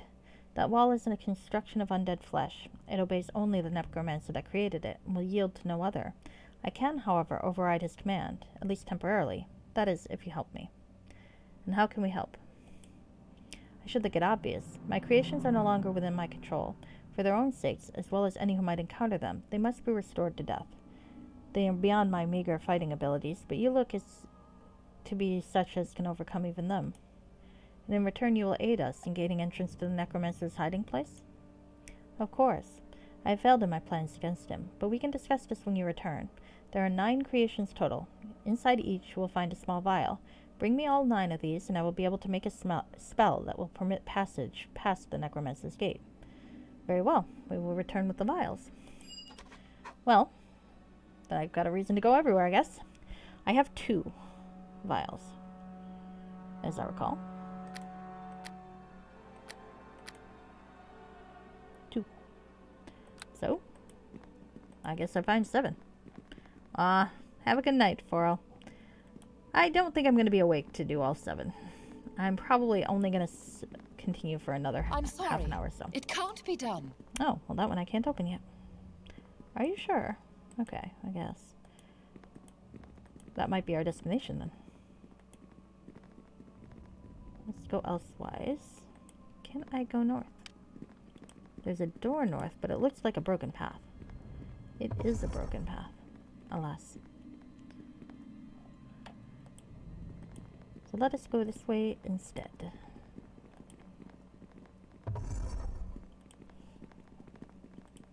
Alright. Okay, so there's a couple over here that'll be worth doing, I guess. Oh my, look at you. Look at you, assholes. Okay.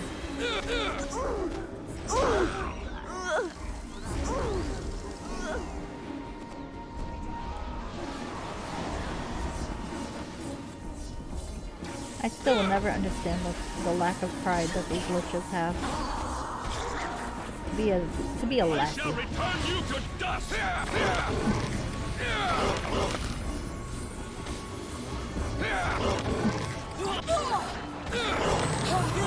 Oh goodness. Okay, well, let's do this.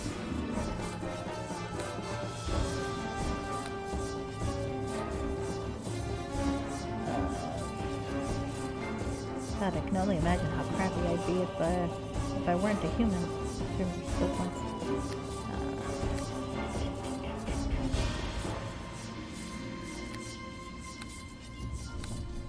Oh shoot, I missed one. Oh well, that's fine. I'll have it for next time. Ooh, golden circle's nice. Okay, so that's 3.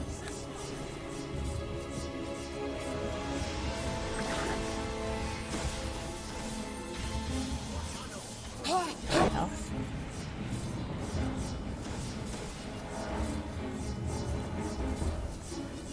Thought there was a demi-lich over here. And a pile of bones. You just did my work. Oh, the pile of bones is alive. Okay, hi.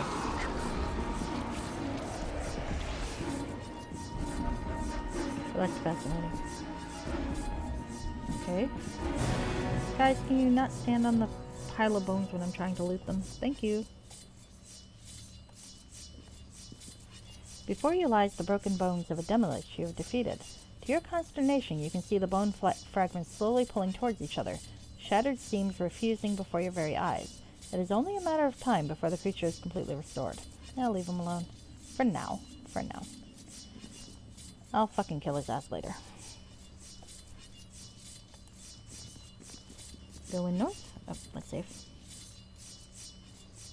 Gotta remember that I have not done anything in the right-hand corner yet. So I did peek my head up there a little bit. I wonder where these things go.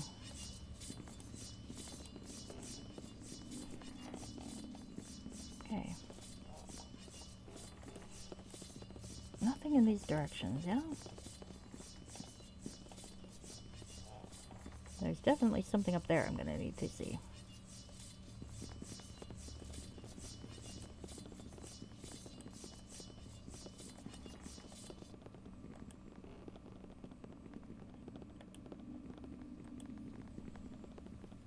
I wonder what's down there. Can we throw a torch down and see how far it goes? Might wake up something. Ah, crap. Okay, well.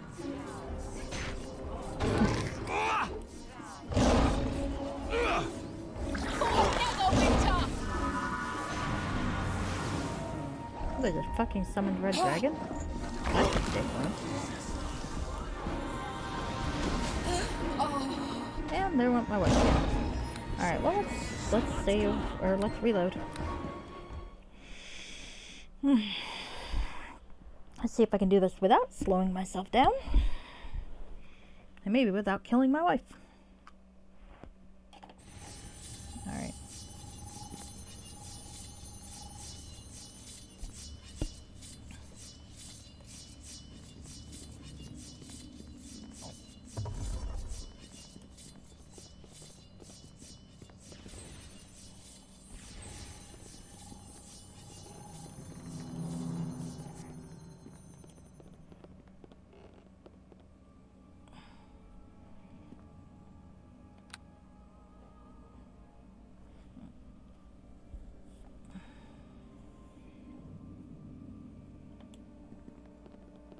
Okay, why don't you stand around here for at least a I can do that. Or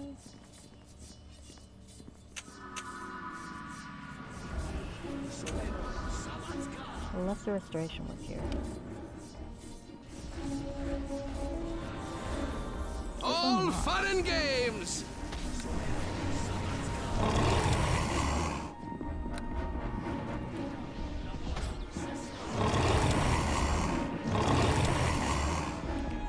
Alright. I can do that. Thank you. Oh, there's two of them. Nice.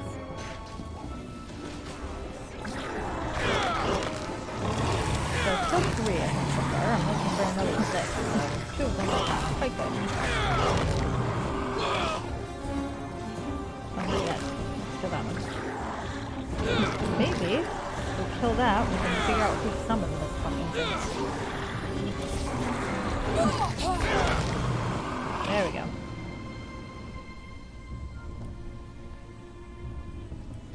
Those are nice. Oh, what is that? Ooh.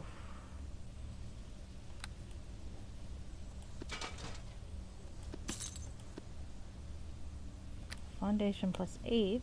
How does that compare with what we've got? Aribeth? Well, we might think about that one later.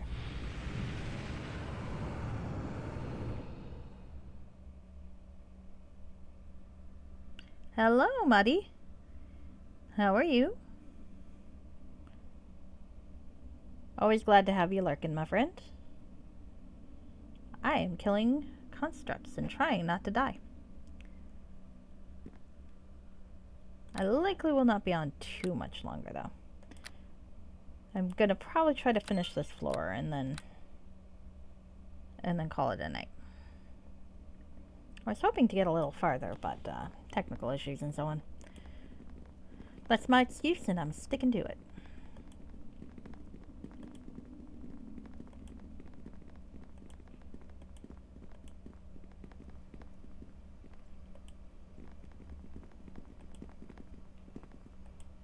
So there are quite a few doors around here. How many of these fuckers have I killed so far? 5. Alright, so there are only 4 more left.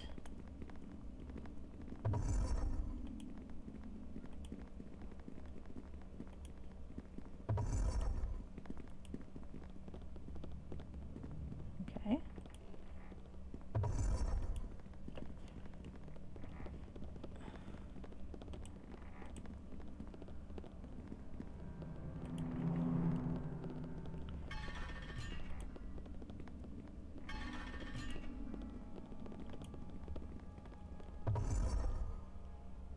Oh, interesting. Interesting.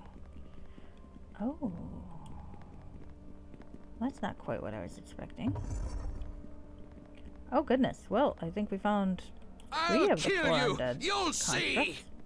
I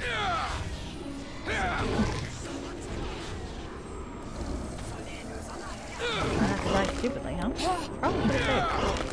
Oh well. These aren't hugely tough.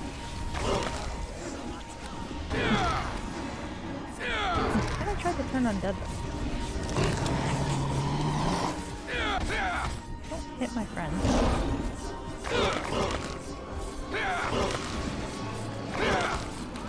Especially not the wife. I'm a little chauvinistic and I don't want you to come my way. I also don't want to die myself.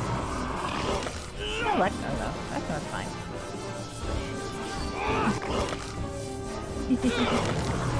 Thank you, thank you. My gosh, look at some of these toys I've been able to salvage. These death handmaidens, S-shaped whatever the fuck they are. They are nice. I want to sell them. I don't know who I could sell them to yet, but I definitely want to sell them to somebody. These look new. Alright, let's see about putting things away so as not to fill up my inventory.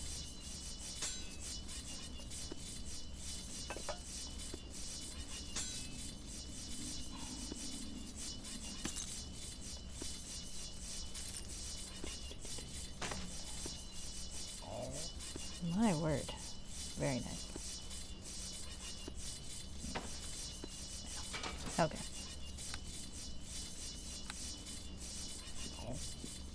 Okay, so. I'm sorry. It can't be done. Weird. Alright, well. Guess I'm not terribly worried about that. So there's one more left. I can go up in the right-hand corner, and I can go down to the other doors here. I guess I'll go both. See what I can find.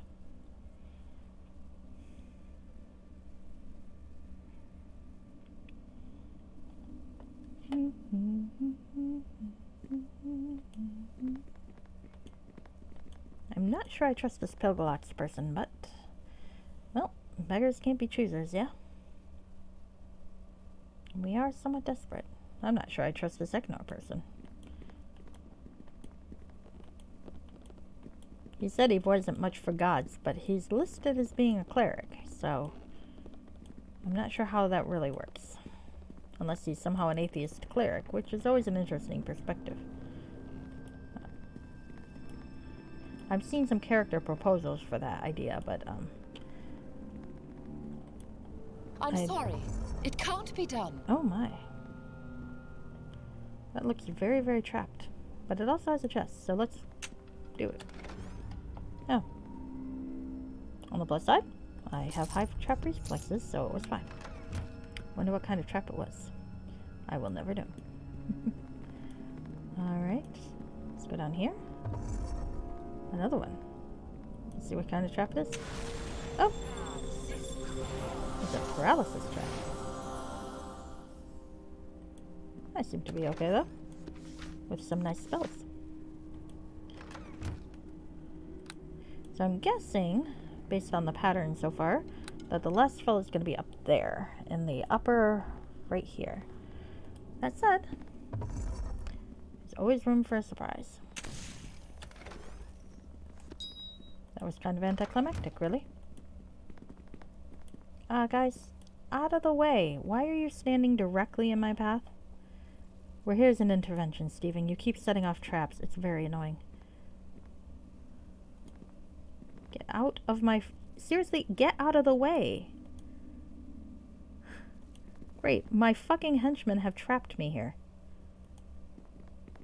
Nope, that's not how we do this. Why are you fucking idiots so incompetent? I realize, yes, I'm the only human error here, but still. Okay.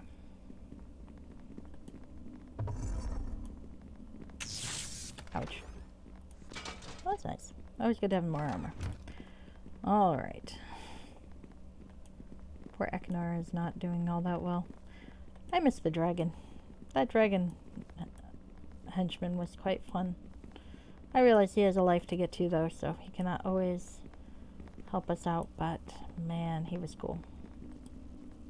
Oh, the Maxil. How I love thee.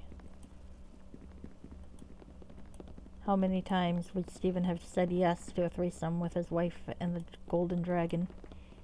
Many times. Many times. Sadly, it was not on offer. Some things are just out of your league.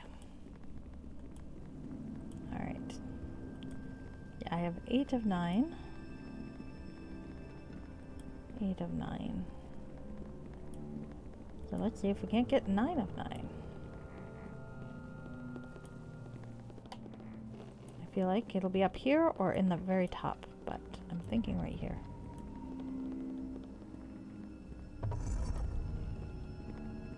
Yep. The battle is Hello, on!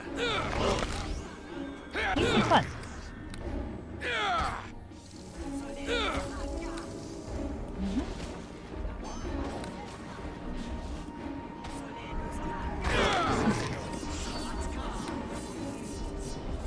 Don't kill my wife. I don't kill your wife. You're very rude.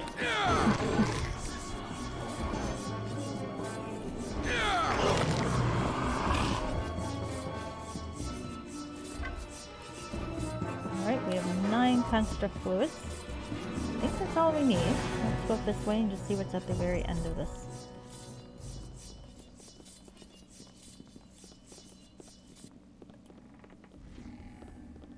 Nothing. Just an exit. I think that's where we're gonna be going, but I could be wrong. Guys, again, stop standing in my way. My teammates, they exist to make me annoyed.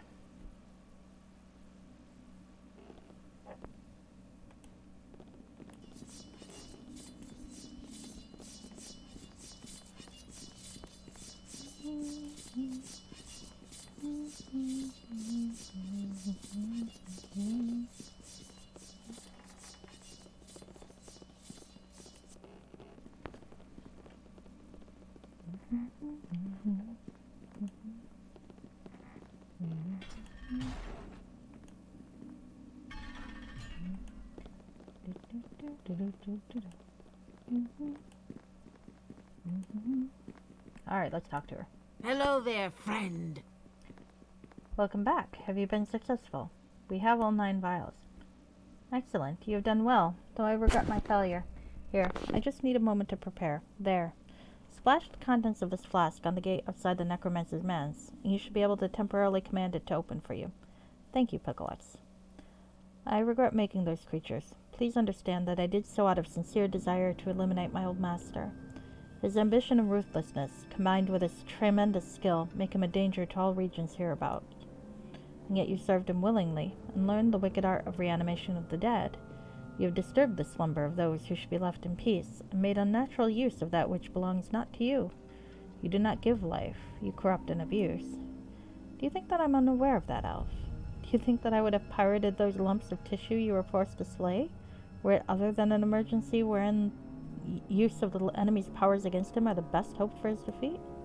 Yes, I chose apprenticeship under this necromancer. I needn't tell you why.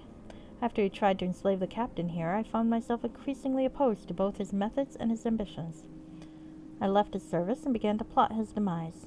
I later freed the captain from his enslavement and began to work with him to oppose my old master.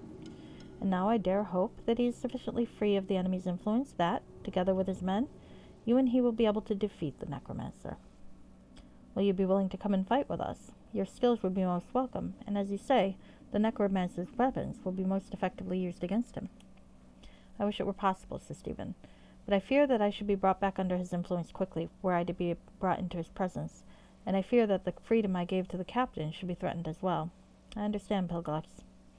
As do I. I was once under the influence of an evil enemy, whom I recognized that I could not face, however much I might have wished her defeat. Perhaps you misunderstood the nature of the power you chose. Perhaps you knew only too well. I am satisfied that you seek to oppose that power now, and seek its overthrow. My husband and I will do what we can to bring about such an end. I do not need your approval, yet I am gratified that you have some understanding of my circumstance. I have done what I could for you, and I hope that you will be successful in what is to come. Thank you, Pilglax. All right, well, that was an interesting conversation. Let's rest here. Might as well get out and try it on the gates and see how far, get a little farther, but not too much farther, I think. It is getting a little late.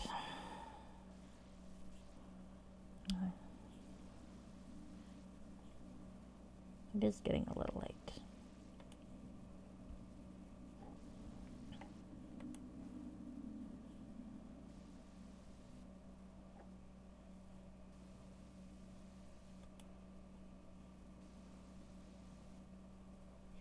I wonder how I named the other one that I had to do this for. Let us see my studio.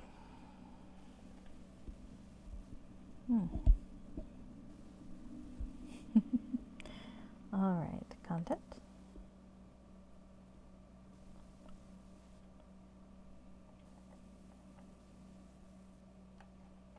I have to look at the playlist. It'd be so weird to have to do another playlist. I am thinking too morbidly. Alright, let's see where the exit in the north leads. Which actually should probably be in the south if I'm thinking of the map correctly, but that's okay. Our compasses are easily confused. That's what happens when you have magic compasses as opposed to compasses that actually work on the principles of science. They occasionally get really messed up when you go into dungeons. At least if you don't orient the dungeon correctly.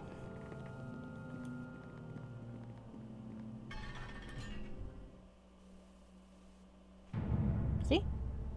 It was south. We got turned around somehow. Alright. Saving.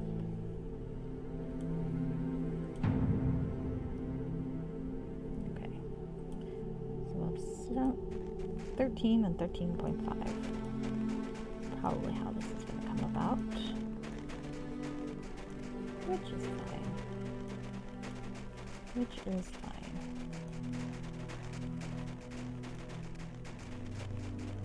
Okay. So we've made it to the gate. Let's see if it works. Well, friends, we are here.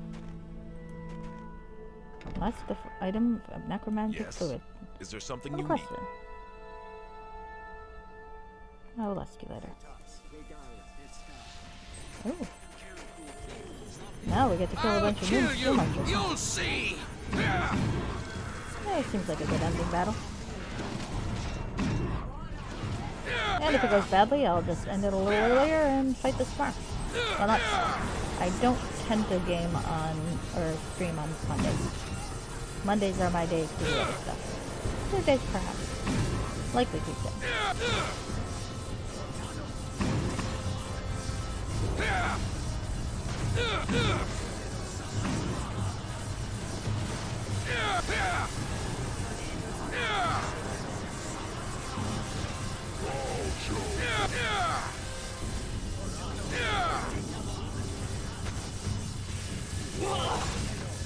I wonder what happened to the other henchman.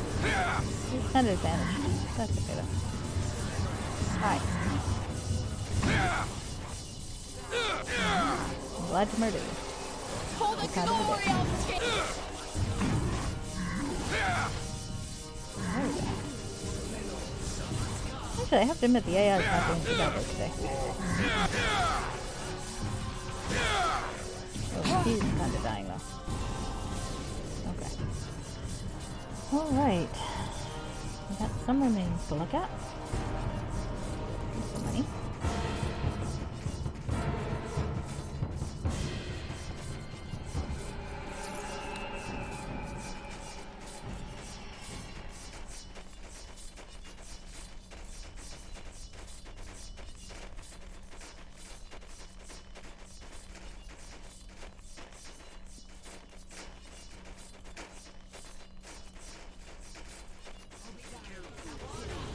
Oh, there's one.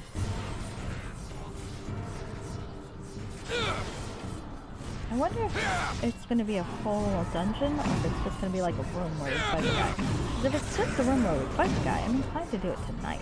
But if it's going to be a whole dungeon, I mean, I can peek, I guess.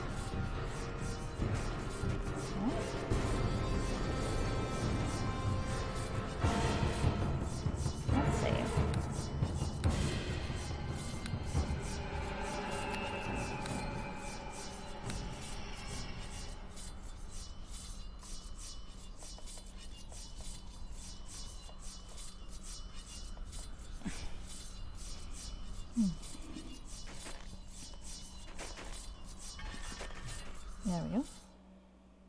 Towards the throne room. Okay. Maybe it is worth just doing it here.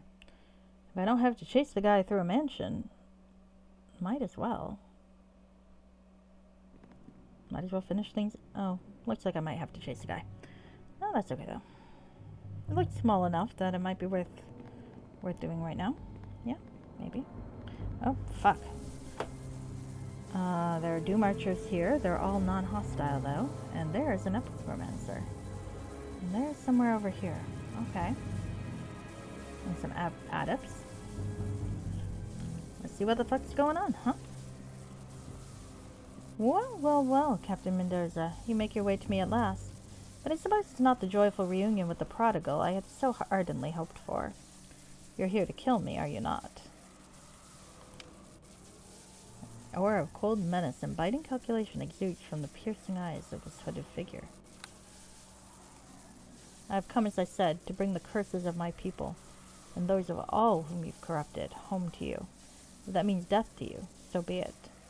Oh, Captain, have you no gratitude?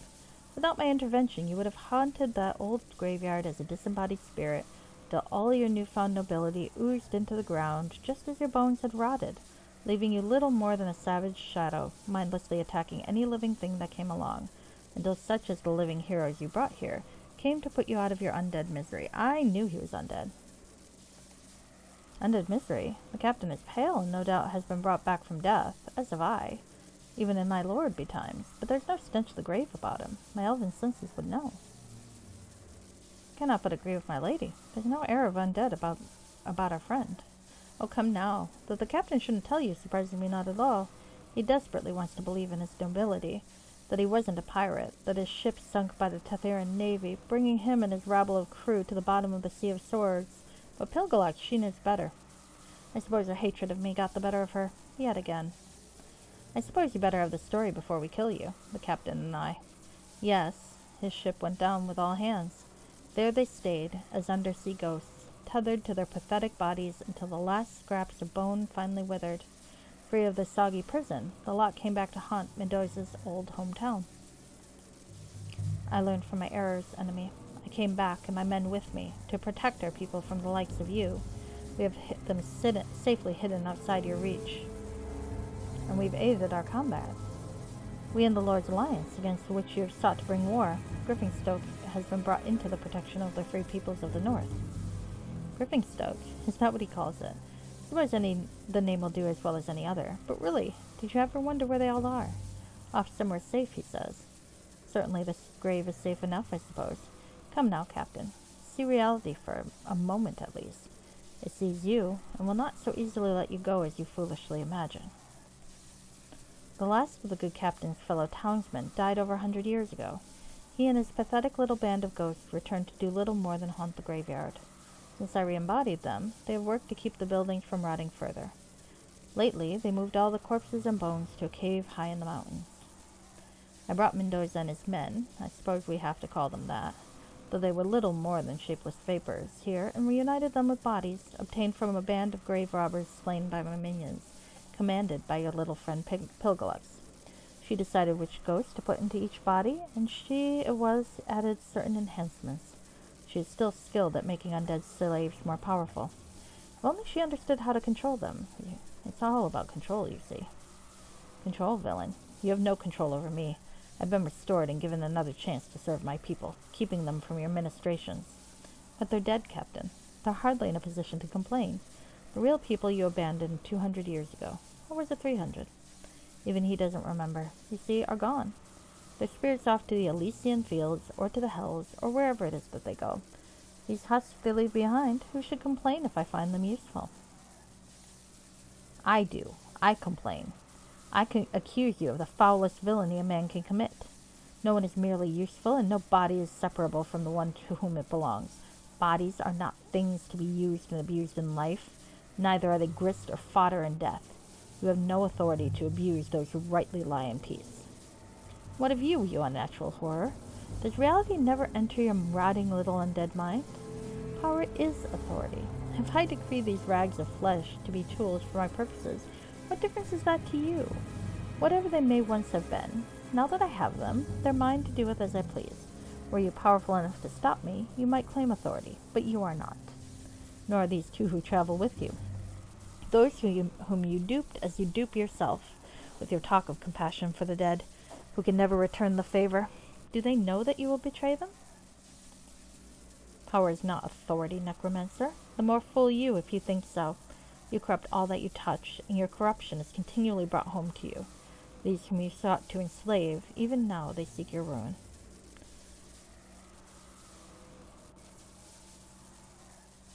I stand with my lady. You've done evil to bring back the dead, who should be left in peace.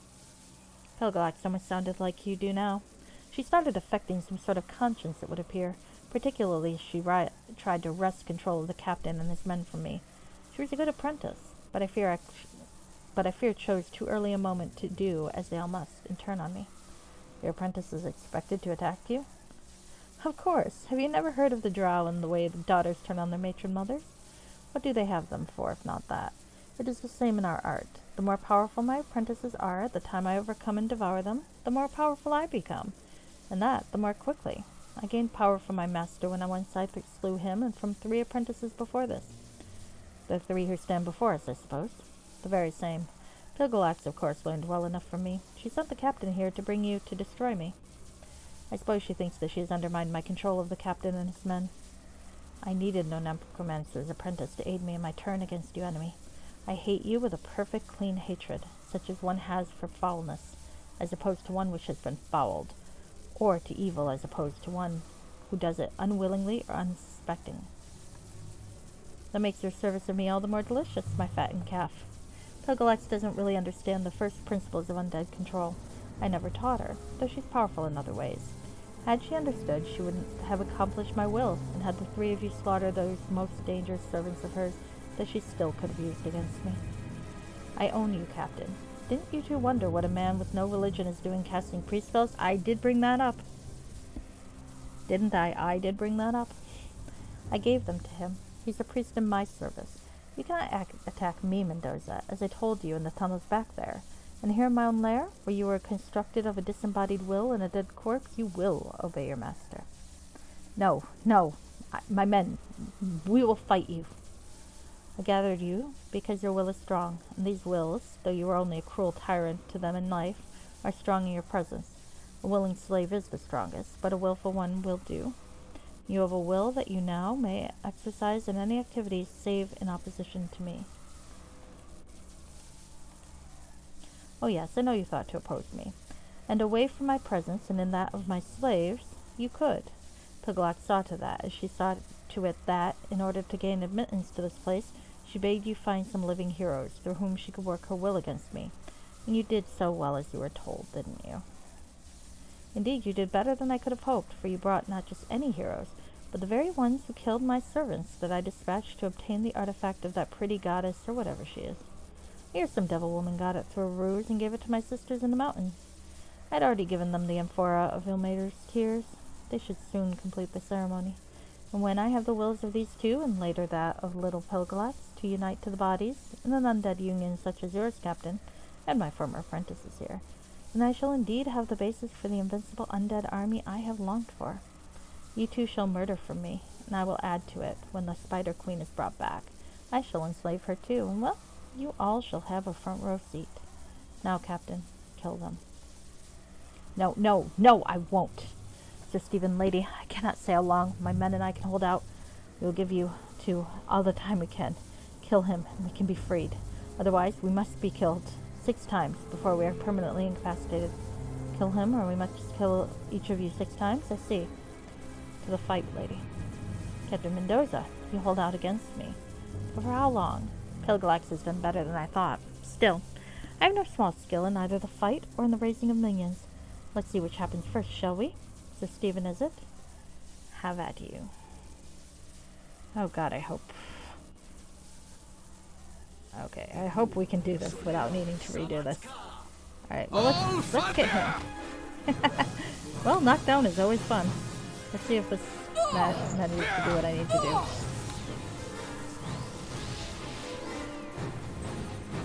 Why is the Doom Archer casting C invisibility? None of us are invisible.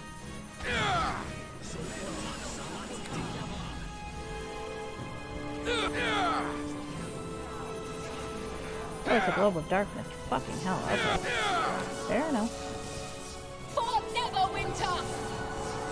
Oh, this is not good. Oh, still, Aribeth's doing okay. As am I.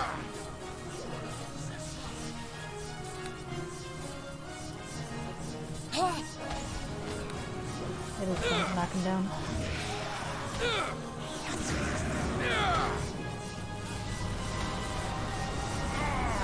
Oh shit, he healed.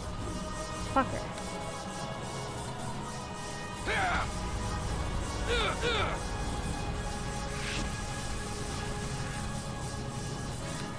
I'm still doing okay health-wise. Poor Captain. I know, right? I thought that was a good catch. I felt so clever when I noticed that before, and now I definitely feel quite clever for noticing that.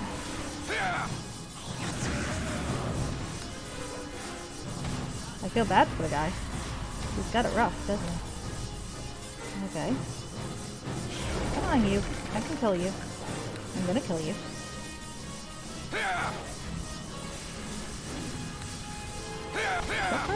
Alright, got him. So let's kill the underlings now.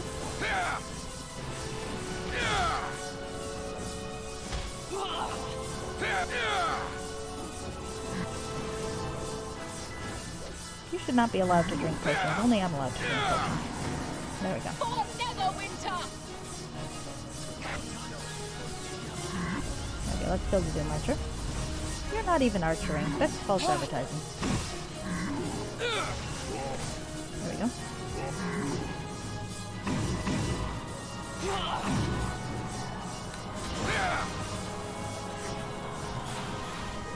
I do feel quite clever right now. Alright, let's get that other adept.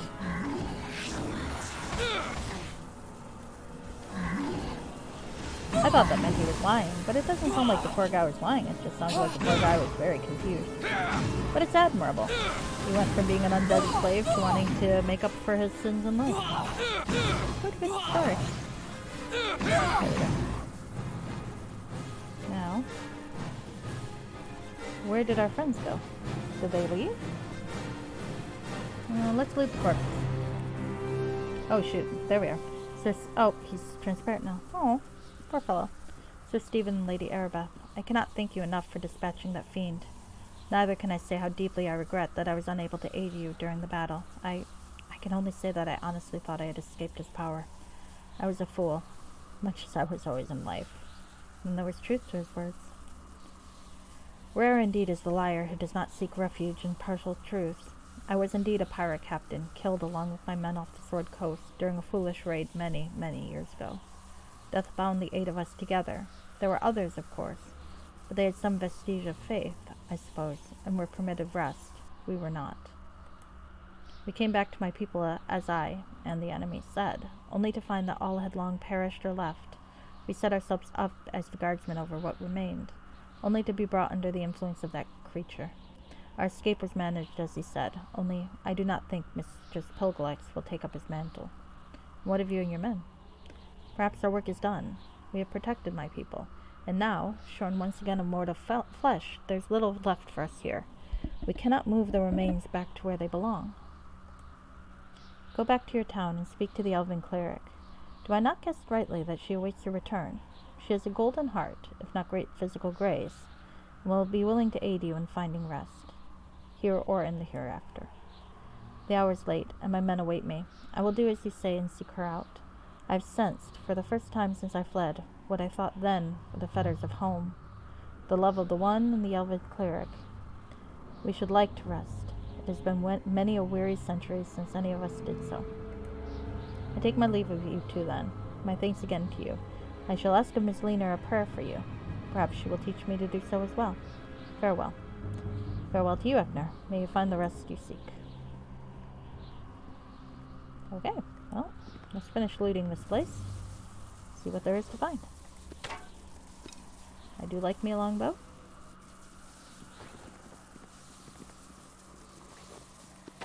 And some robes. Necromancer robes are usually nice. Another longbow. Oh, that looks like a nifty longbow, doesn't it? And I'm kind of running out of space, so hopefully Lena will be back and I can sell her shit. I've not heard on the diplomat, but I'd rather sell it to Lena. On general principle. Stephen prefers selling to clerics, or to the church. Oh, Ring of Spell Battle. That's nice. Okay. Oh, for heaven's sake, look at all this bullshit. Black Robe of the Archmage.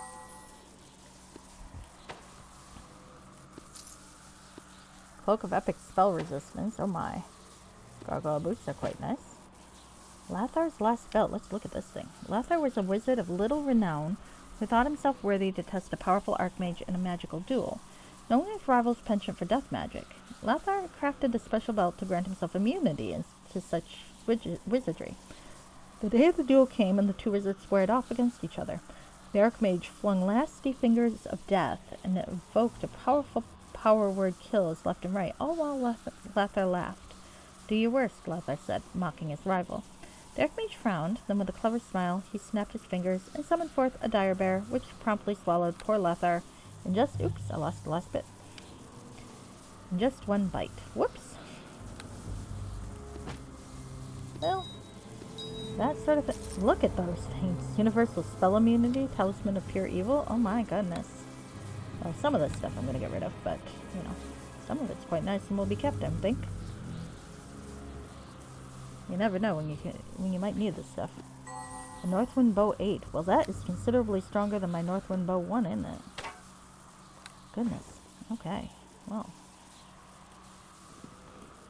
Looks like I have a bounty to look through. One at the clerics. Alright. Come on. Get in there, you little fucker. Get in one of these. Don't care which one. Just get in. Thank you. Goodness sake. I'm gonna have to find all the rings of clear thought and keep the best one. You don't really need, like, that much intelligence. One, it seems fine. Let's save before an inventory glitch costs me, this battle. I like the battle, and I like the dialogue before it, but I don't really want to sit through it again, you know what I mean? It's like, on my terms, sure, but not just for the hell of it. Alright. I think there's going to be one more big, like, this is supposedly the final quest, but I think there's going to be something bigger than this. Oh, one of these. Well, let's destroy this fucker. There we are.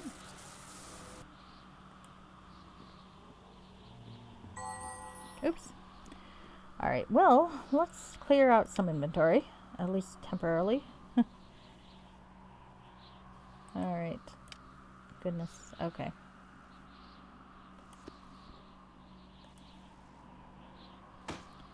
I'll be fine once I can sell some of the shit, but I do need to be able to sell some of the shit, so that's gonna be a little awkward for the time being. Let's see. That I might keep. Specific spell immunities are usually a nice thing to have. And what's this?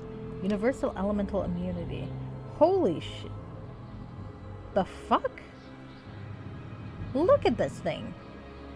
100% every single elemental... the fuck? Okay. That seems a little overpowered. I'm not selling that fucker for anything. My word. Alright, well, I might be switching out my improved evasion, huh? We'll deal with that later, though. Alright.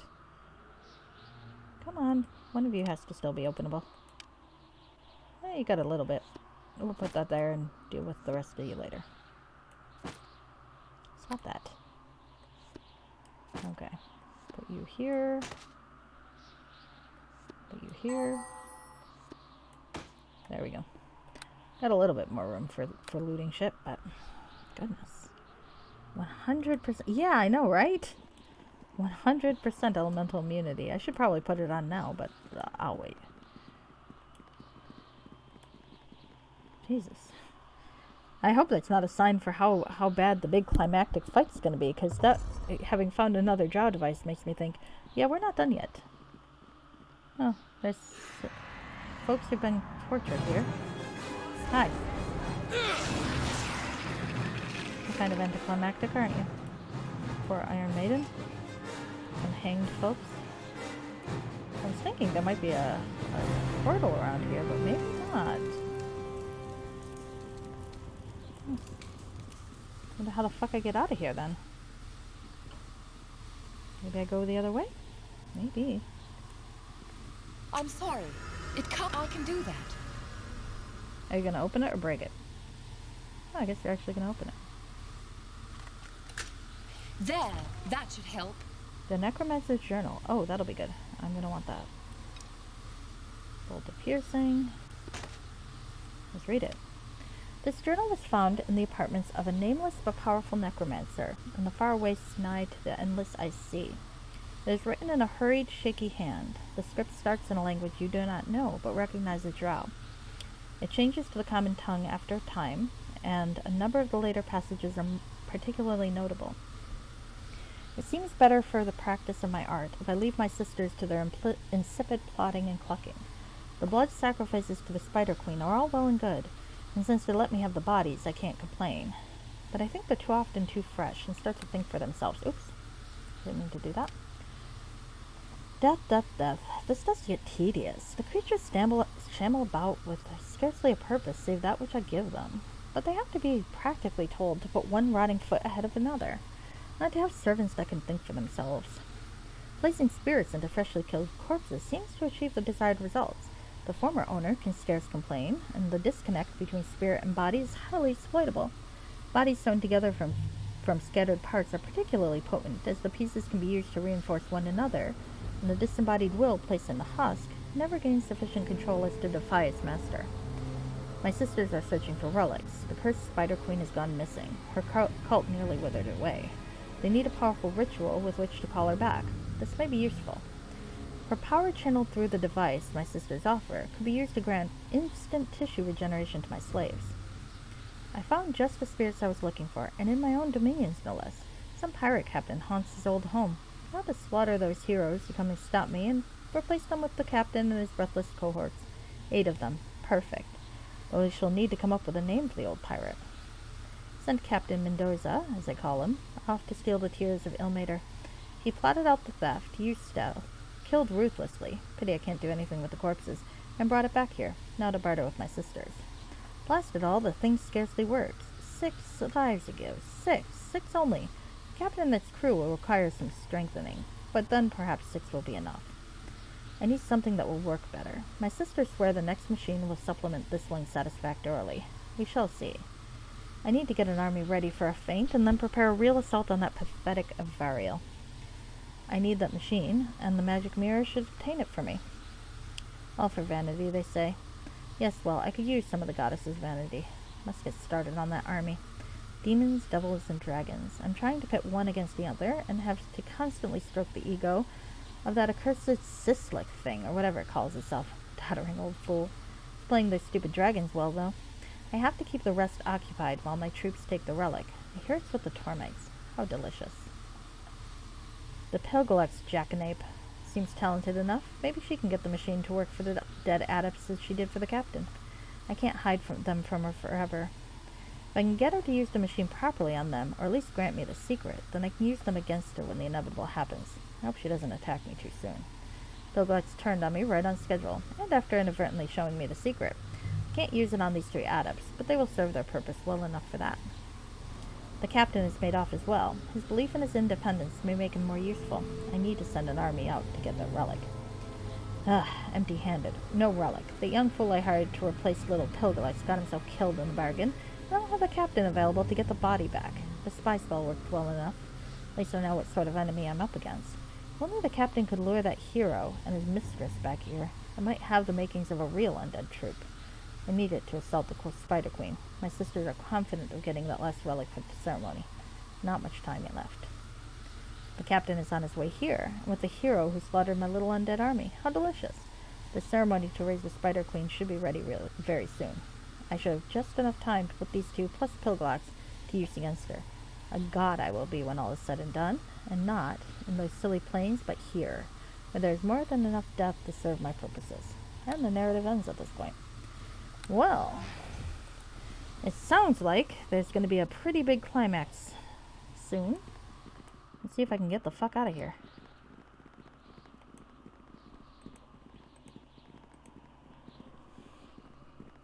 Too bad there's no portal I could just use to get out, but I guess that's too much to ask for. I wonder how I even got here.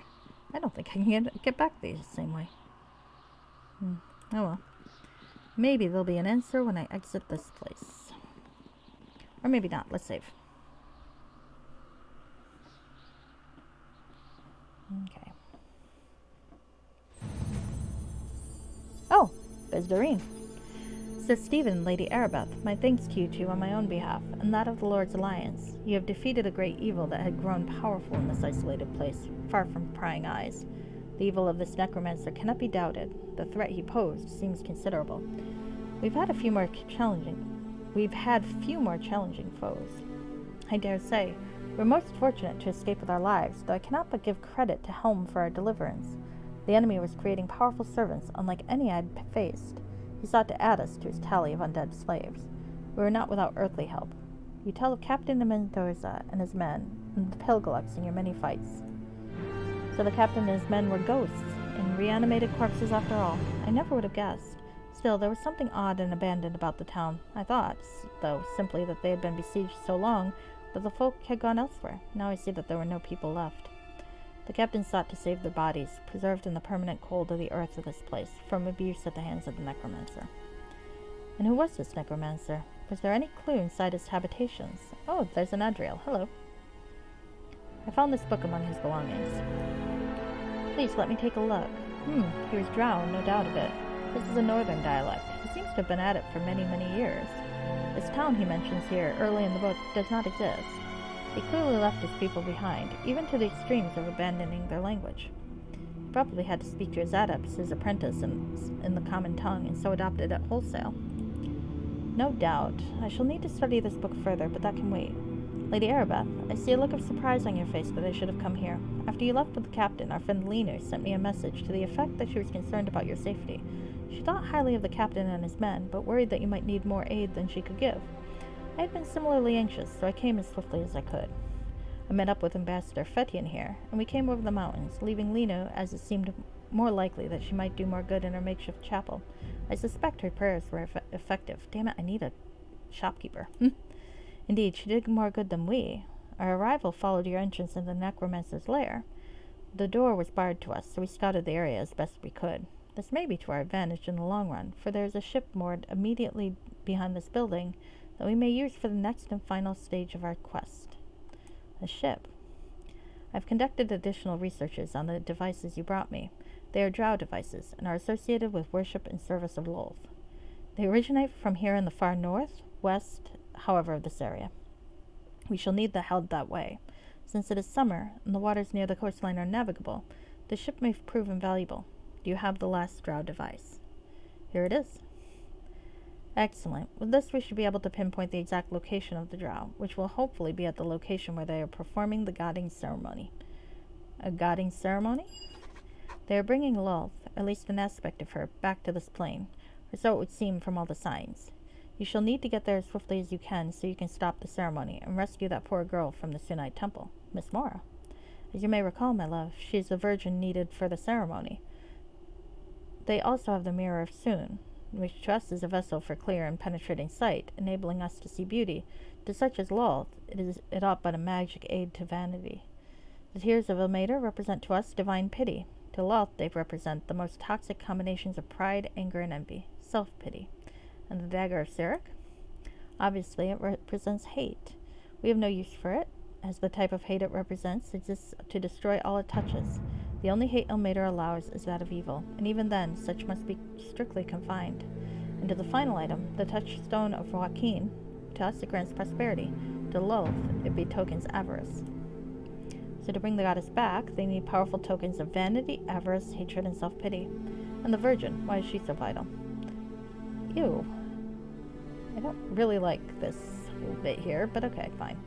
She's the white cloth to be stained, the white page to be overwritten, the white light to be broken. That's really kind of gross, and I'm not sure it has any real basis in Forgotten Realms lore, but okay, fine. You are keenly, Sir Stephen. Ms. Mora is the pure one, the unbroken ground, the new start for the goddess. Doubtless she will also be the first victim of the aspect's bloodlust. You must rescue her.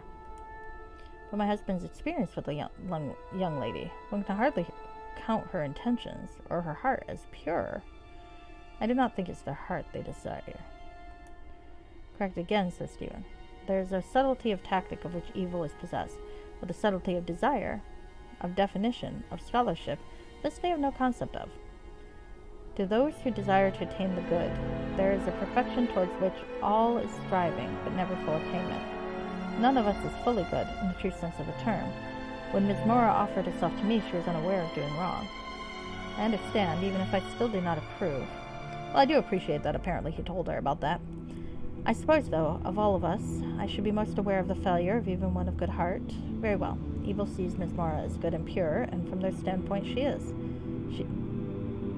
Really? Fine. We're gonna let that go. She's innocent as we must understand it, and therefore must be rescued. We ought not tarry longer. I need a fucking shopkeeper. I concur that we must act swiftly, and therefore regret what I do now is bereft of ceremony. Lady Aribeth, please present me your alliance file. There. It is now full. You may keep it as a token of your valor. Your honor is now fully restored, and I declare you a friend of the alliance, and free within all its districts, save Neverwinter alone, where you are still under the sentence of banishment. Honor restored. Would that it felt to be so. But honor is not so purely in the eyes of the beholder as may seem to some, and I am under the law. If the law deems me guilty, then guilty I am. If the law, contrariwise, declares me honored, then honored I am. Oft in life, the heart must follow whither the mind leads, or else all is in chaos. I thank you. The greatest service was surely done by you, lady, and now we must be off as swiftly as we may. The heiress and I will make to the boat and prepare her to sail. You may tarry for a brief while, should you have any additional errand here. Meet us at the boat anon. We shall be there presently, Investor. What else could I possibly have to do here? Unless there is a shopkeeper that I'm not aware of, I'm pretty much fucked, I think.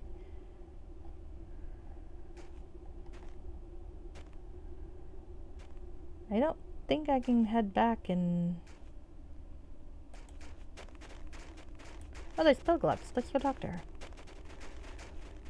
Hello there, friend.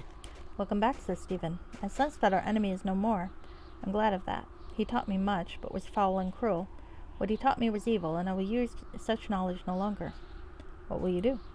I do not know. I sense that I've dwelt too long in the midst of death. Naught but dark thoughts and dreams have I had this many a year. I have seen the futility and the evil of the life I have lived, but you do not know how to escape? I once wandered dark paths. In my case, it was the love of this man that brought me back. Perhaps for you it'll be different. I would say that you should go to the small town from which your friend, Eknor Mendoza, came. The spirit has gone there now, and will welcome your aid in setting matters to rights there. Another friend of ours you will find there as well. Help a friend, you say? Very well, I should consider it a start. I've done ill to the dead. Perhaps I can begin to make amends. My thanks to both of you. Farewell. Here. I no longer need this. May the gods be with you. Ooh, I get epic gloves of spellcraft, which are completely useless to me, but there you go.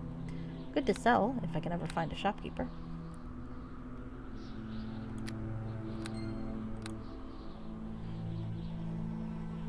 Need a store. Need a store. I cannot type right now. Where? Those dashes represent me whining. Alright, well. Since I probably can't go all the way back to the town, though I'd love to try. I mean, I guess I could try after this. But I think I'll try it off stream. And in the meantime, I will head to the boat and see what can be done. Perhaps they'll even have something we can use. Doreen? Okay, I have more to do first. You'll be sick. Swift and return soon. Well met. Okay. No, I guess not. Well, let's see. Let's see if there's anything else that I should be doing. Like maybe going to the fucking town. Oh, Lino, why did you not give me a nice teleporty item, huh?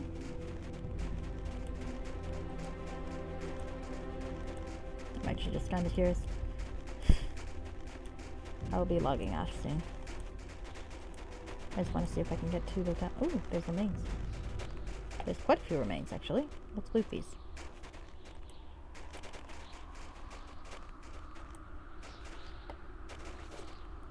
I mean, really, this is terrible role-playing. My friend is in danger, and I'm busy looting corpses. Seriously? Go on. Are you fucking kidding me? Let's drop that. There we go.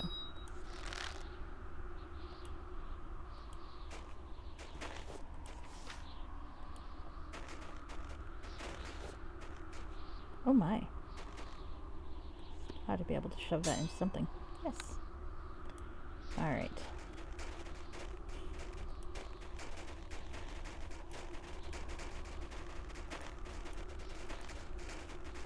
Where are they going? They're walking all the way back to town because they're greedy fuckers.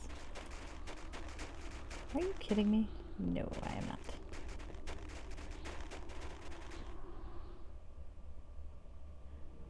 Oh no, I don't think this is going to work at all. Alright.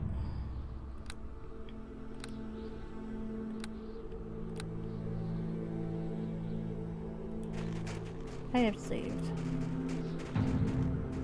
And looted a battlefield. Maybe I'll head back up and drive off and see. Maybe I'll get lucky and get a shop before we go. Probably not. Nah, I don't need the trap. The trap can stay there.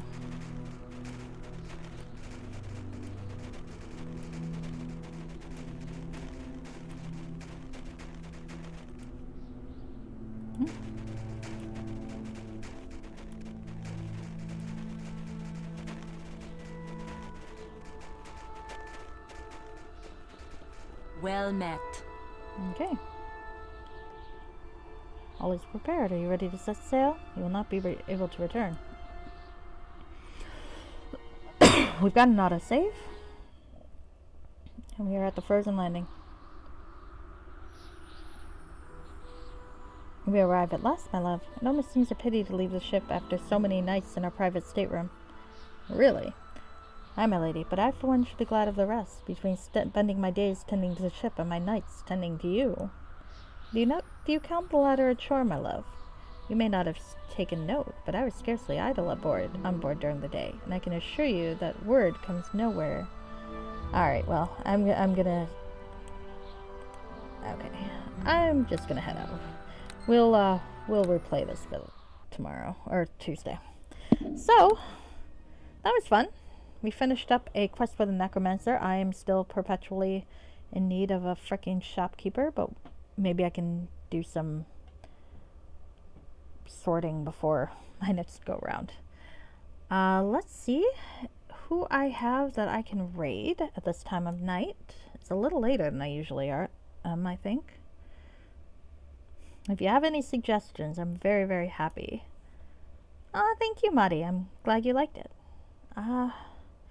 Let's see. Childly looks around, so it's level 1 alt. You know, I haven't annoyed level 1 alt lately, so I think I will go find them.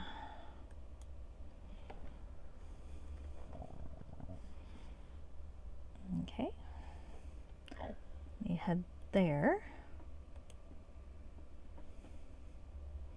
They're playing Persona 5 Royal, which I've never played any of the Persona games. They look like fun, though.